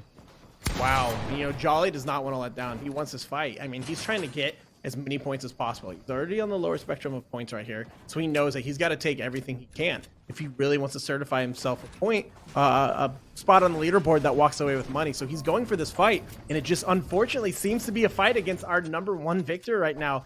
So it's really just going to have to come down to who comes forward with this, who's victorious, because this is a long fight, Panda. This fight has been going on for a minute now, as first zone is officially closing, and they're going to have that on their plate too here. No matter who wins, they're going to be stuck a little bit in that zone. They definitely are. Jolly is struggling throughout the tournament, but doing a pretty good job of taking this fight here as he just continues to break in. Has Cracked in a bit of a standstill, having him backed up completely up against the wall. Now Cracked looking to just continue to separate again, has a good understanding of what's in Jolly's inventory, and takes big shots. And now Jolly goes down. Cracked takes him out, and thank you for the gifted epic pump shotgun. Wow, Crack said, no way, Jose, not today. I am making sure that this tournament stays mine. He does not want to lose that first place. Beautiful shots played by him. Beautiful shots by Jolly. Jolly showed, even though he might not have had a crazy good tournament, he still is good at the game. He knows those mechanics. He was really pressuring right there, and he provided some really competitive box fighting. But now we're over here with another one of our top players, Panda, Orbit 1X, someone that's just recently in these past few games really moved up high on the leaderboard. Someone I'm really excited to see what they do. They've also got a legendary pump too. So a lot of this really playing around right now, a lot of this really playing into the game. This is what's going to be, what really sets these players apart. Yeah, I could agree more as the shots begin to run in here. It looks like a player has positioned themselves up on top of one of those crash site locations, one of the ship remnants of a crash site location, I should say. But looking at this overall picture, it's kind of interesting. You see these players continuing to take these fights, and it's actually causing a lot more players to go down a bit earlier than we've seen in previous games. But that's kind of the telltale that a lot of these players need big points if they want to find themselves climbing the leaderboard. Yeah, exactly. You know what? They really, this is what it really comes down to. This is that final moment where you got to really put your all in. You know, players like Ocean, that they have points, but they don't have quite as many points as some of these top players. This is going to be that game. This is that final game. And they know they got to give it their all, Panda. They got to make sure that every moment they have, they take, and they make sure they come out victorious, because they want to be able to walk away not only with cash, but with those bragging rights, being able to say that you competed at such a high level and were able to pull forward at such a high placement in the high school solo finals. Absolutely, because when you think about events, right, PlayVS is on the upper echelon of those events that present opportunities for these players. So being able to compete here and compete well is super important to the community. So that's why we see these players taking this so seriously and doing a great job at that. But Jackal still in a fight here, has not stopped moving since the beginning, but still has not gotten an elimination. Yeah, Jackal's really trying to make something happen right here. Another player that knows what he's got to do to get forward. He knows he's got to get those eliminations, and I think that's exactly what he's doing right here. He's looking for this fight, you know, and we've seen him earlier on in the games. He knows how to play. He's a good player, but he just hasn't had that connection. He hasn't had that luck with those end games, and I think he's trying to change that up right here, trying to move forward. Like we said, these are those final moments. You got to really make something happen here. Yeah, and I think that he can. He just needs to be a little bit more patient. I think the early aggression has actually been the downfall of Jackal here leading up to this point. And maybe he's just preparing, right? Practicing fighting in solos, right? You don't get too many opportunities like this to practice or showcase your skills in this way. But Jackal knows that there is still cash on the line, and at least wants to find himself in a top 50 situation. Yeah, top 50 situation indeed. They really need that. But it looks like Jackal wasn't able to come forward as Benfica took that fight and made it victorious on their end. Has a decent amount of loot too. As they get that emote action going, I love a little good emote action going forward through these tournaments. Now this is where it's gonna really play out. You know, he's only at 25 points, but that doesn't put him in a terrible position. So just got to keep moving forward. Now Newell, another player we've seen today, he's in that midway spot, Panda. You know, we have our first top players right now around 90 points, and he's at 45. So this is where he's really, if he wants to try and secure that top 10, this is where he's really going to have to play forward right here, because he's in that sweet spot, but he's got to make something happen this game. He is. He's definitely going to have to make something happen. And it's going to be interesting to see what he can make happen. And there it is. Newell gets an elimination there onto Wheezy. Wheezy is completely done here in this game. And Newell is now going to come out on top. But will it be enough? He is down quite a few points there from the top 5. But still so much potential, with the VR being worth 30 points and eliminations being worth 2. Depending on how many eliminations Newell can pick up, there's still time. There is still availability for him to climb into one of those top spots. Oh, 100%. As long as he just plays consistent this game and he stays through that end game, then he's got some big things happening. And look at that. He's got some decent weapons. He's got heals. He's got everything he needs to be set up. Now look at how many people we have taking over Believer Beach. This is where it's going to get real tough here. This is where it's going to really come down, because this is an interesting POI to have an end game at, because you got a lot going on. You got water, you got the town, you got houses, you got those natural cover that people are using. It's going to be an interesting end game to say the least. But another one of our top players right now, Caroline, in a fight right now with J9. Caroline is another player that they could have an opportunity to come forward, get into that top 5 situation, but they got to make sure they play this carefully and they play forward.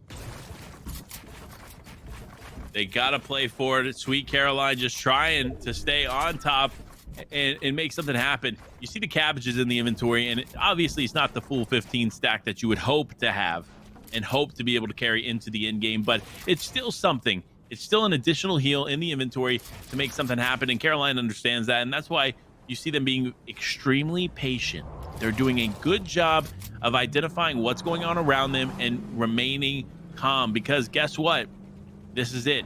You don't have another opportunity after this game, so what you do here counts, and you cannot take the risk of getting eliminated early. Yeah, exactly. You've got to be super careful. You know what? Especially going into that third circle. I mean, the end game's imminent right here. It's on its way, and a lot of players, they got to play for themselves. They got to be careful. Now, we just saw Bravo, another player that was in kind of that mid spot, was just taken out. But it looks like J9 is going straight in and gets that elimination as he was able to take a hefty amount of health off with the card. As he just completely moved himself forward. A great little refresh, even giving him that epic pump shotgun. Yeah, I mean, that's a huge advantage for J9 to have. We saw, again, struggling in the mid 3 games, but now finding a stride here in the last 2. This is what you want to see, but is it too little too late? We know that this player understands how to do well. We've seen J9 actually do extremely well in the qualifiers, but now it's down to these final moments, final opportunities here in the finals. Will he be able to break out and climb into a top 10, top 15 situation? That's what we want to see here. But regardless, Mystic still in this game as well with 68 points. Yeah, Mystic can make something happen here. 68 is a really good spot. You know, you're only about 20 behind the main contenders right here, our top 5. So if Mystic really pulls something off, and you know, we see the people that are in top 5 don't pull something off, this could be a big game for him. He's got a lot to play with too. And you know, like we talked about, he might have that gray, he might have, you know, just the common version of the shotgun, but that doesn't matter, Panda. But it matters, you know, do you have that aim? Do you know how to use that gun properly? Because if you do, you could go against somebody with a gold one and still be able to take him out. And we've seen that today. We've seen some of the best players in here prove that they have the best aim, that they have the aim that it takes. And it does not matter what weapon you put in their hands. They're able to make sure that they're able to take out whatever player is on this leaderboard.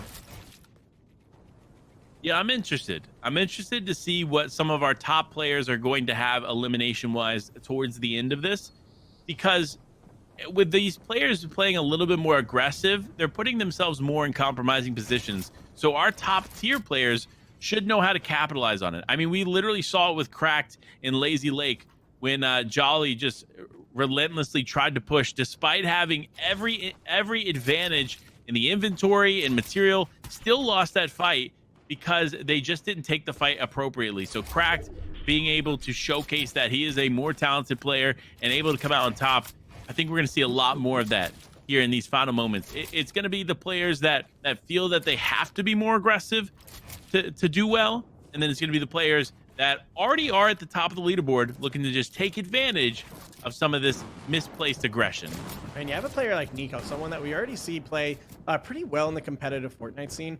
At that 73 points, kind of sitting pretty right here. You know, as long as they play this forward and they have a decent game, they're going to be good. But we also saw Choosy earlier. That's a player that, you know, earlier on in this tournament, we weren't really seeing. And all of a sudden, out of nowhere, comes forward with multiple points and is in that top 5. That is huge. So I'm really excited to see what he does with this end game.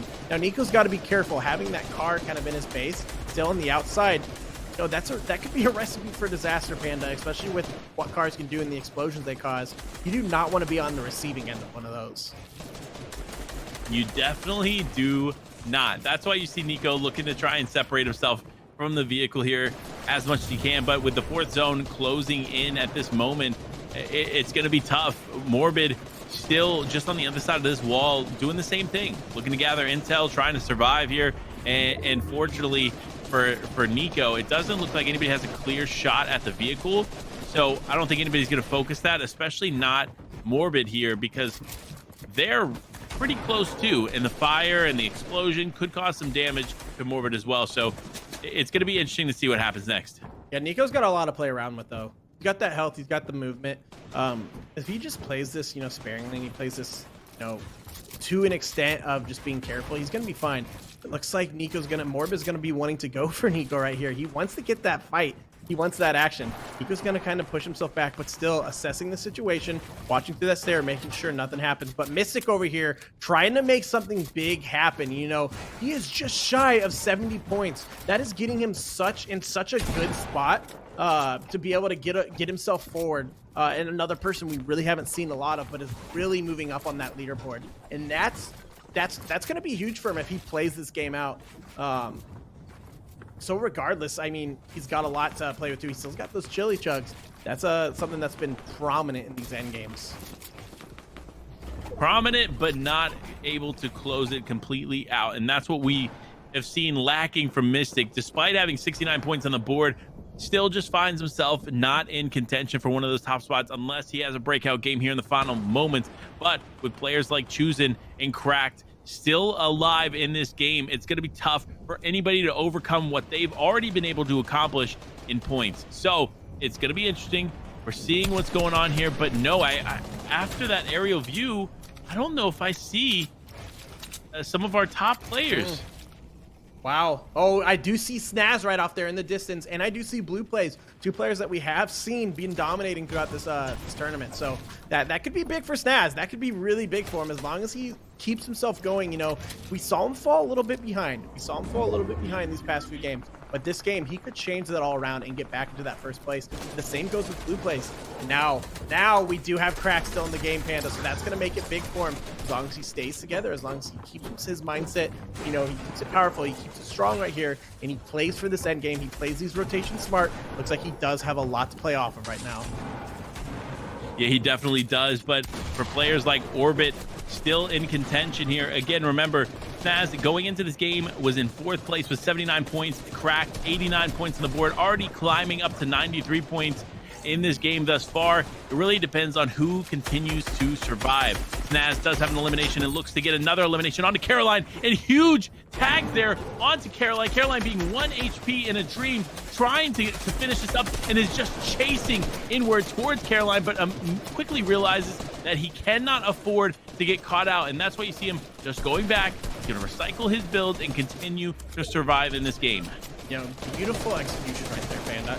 He saw that opportunity, he took it, he grabbed what he needed, and he got right back up. Not taking any hits from anybody else. Has phenomenal loot right now, has so much health. He could even win on a heal off right here. But regardless, you know, if Snaz keeps this up, if he plays like this could be his game. But we even see Orbit. We see Orbit and we see MK, two other players that are in that top 10 right now. This could be big games for them right now too. So it's really just going to come down to what these players do. Seems like everybody seems pretty high up on ammo, on mats and heals and everything. So it's really just going to come down who has the best rotates, who has that best shotgun shot. We're going to find out right now. We are going to find out, will it be enough here as Cracked still in this game, still looking to make something happen, has the chili chug splashes in hand, and remember, is able to pick up that epic pump shotgun off of Jolly early on there from Lazy Lake. So it looks like he's potentially going to go for a high ground play, which is smart, but no, another player lands directly in his box. Fortunately, he did not try to take the fight, and he's going to end up actually dropping this other player out, but no, he ends up getting the loot, but not end up getting the elimination. But it's going to all come down to this. The final moments are here, and he is almost 700 damage above the threshold. And he is just absolutely sitting pretty on mats. I think this might be where he might take a high ground play right here, Panda. I mean, he's got everything he needs. If he's able to secure that high ground, then I think he secures this game. And if he secures this game, and then he ultimately secures that place. So it's going to be interesting to see what happens right here. Takes that pad, moves himself forward. Looks like he's going to be looking for a little spot, trying to get himself ahead of zone here. He's going to be taking that mid ground. Never mind, Panda. He's going in for a little bit of a lower ground play, and you know, that low ground, that's what I like to see. I like to see these players utilizing these moments, utilizing these spots, and really finding the best positioning possible for them to be set up for a secure endgame. A secure endgame and a secure final moment here for Orbit, who does end up shifting a bit as far as positioning goes, but players like Blue Plays have gone down, meaning that some of those top 5 spots can begin to shift, especially with IGN still in this game and still able to make some things happen. Now though, Orbit looking to continue to survive here. It's actually Phantom goes down as well, choosing another one of those top 5 players still in this game, still surviving, and looking to continue it on. But now Renegade has gone down to the final moments continue to ensue as the pressure is on for Snaz, because guess what? You need the biggest game out of all the players we just mentioned. Yeah, Snaz really needs to make something happen here if he wants to get back up. He's still falling short on points behind some of the other players here. So if he can secure that victory royale or even that second place, that's going to be what really ultimately sets him ahead. But we still see a lot of these other players. Quote BTW takes out Feces as Nico is still alive on the board. Crack goes in with that 116 heavy shots. He wasn't able to make enough happen right there, but still, he's kind of just vibing off in the zone. He's got those chili peppers.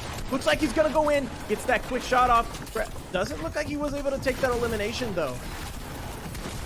He was not, and it was a bit risky there as he actually took quite a bit of damage to this other player, but the fights continue to ensue, and as many points as you can get is going to be super important here in these final moments, especially for these top teams, as the points are just so close to one another. Now you see Choosing, again, another player in contention, just 7 points behind, and Crack goes down. Crack goes down. That means it is all open. Snaz still in the game. Choosing still in the game. IGN still in this game. So many players, so much time. Who will take it? Choosing actually goes down. I think Snaz is the only one left in contention for that top spot.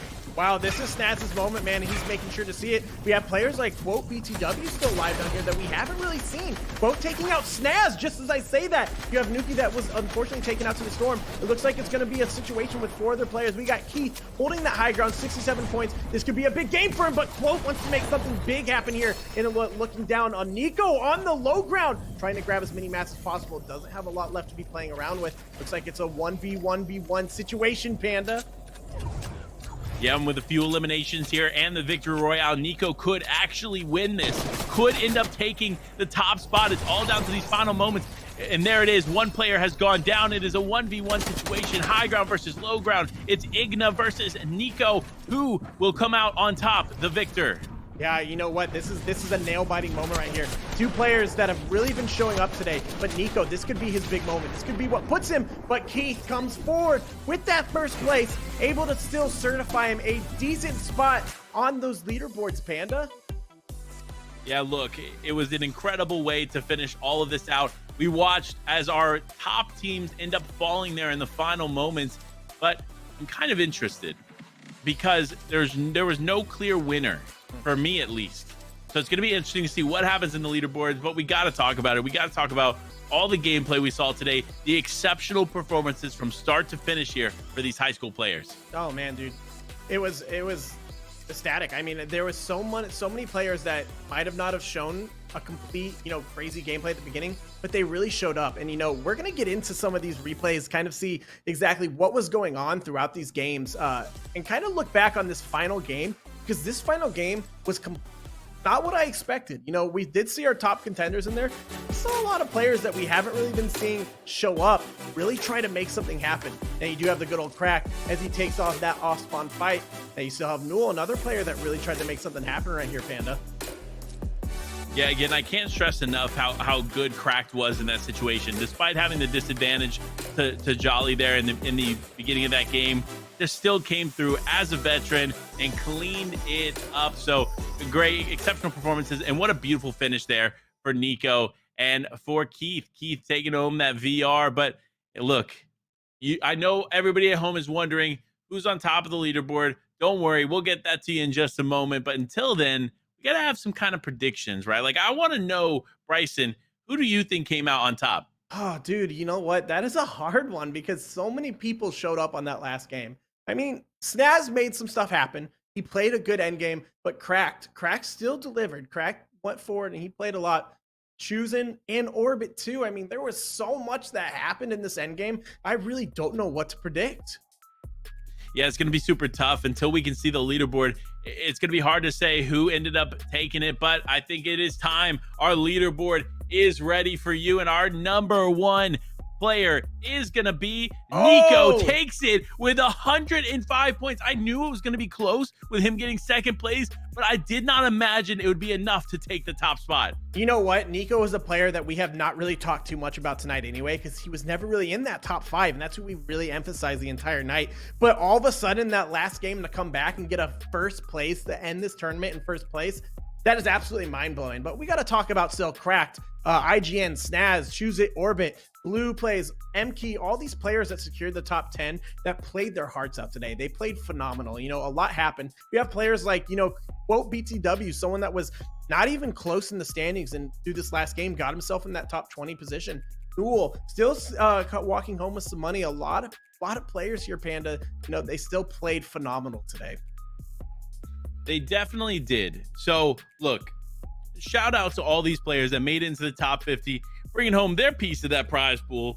But listen, you may be thinking the action's over. No way, Jose. As if you go over to twitch.tv/PlayVS College 1, we actually have some college NAE action taking place right now. And then back on this channel in about an hour or so, you'll have Bryson and myself breaking down NA West. So make sure to stay tuned in for all of the action as we continue to bring it for you tonight. But that's going to be it for us today. Thank you all so much. Thank you to PlayVS for making all of this happen. And we'll see you on the Battle Bus. Take care, everyone.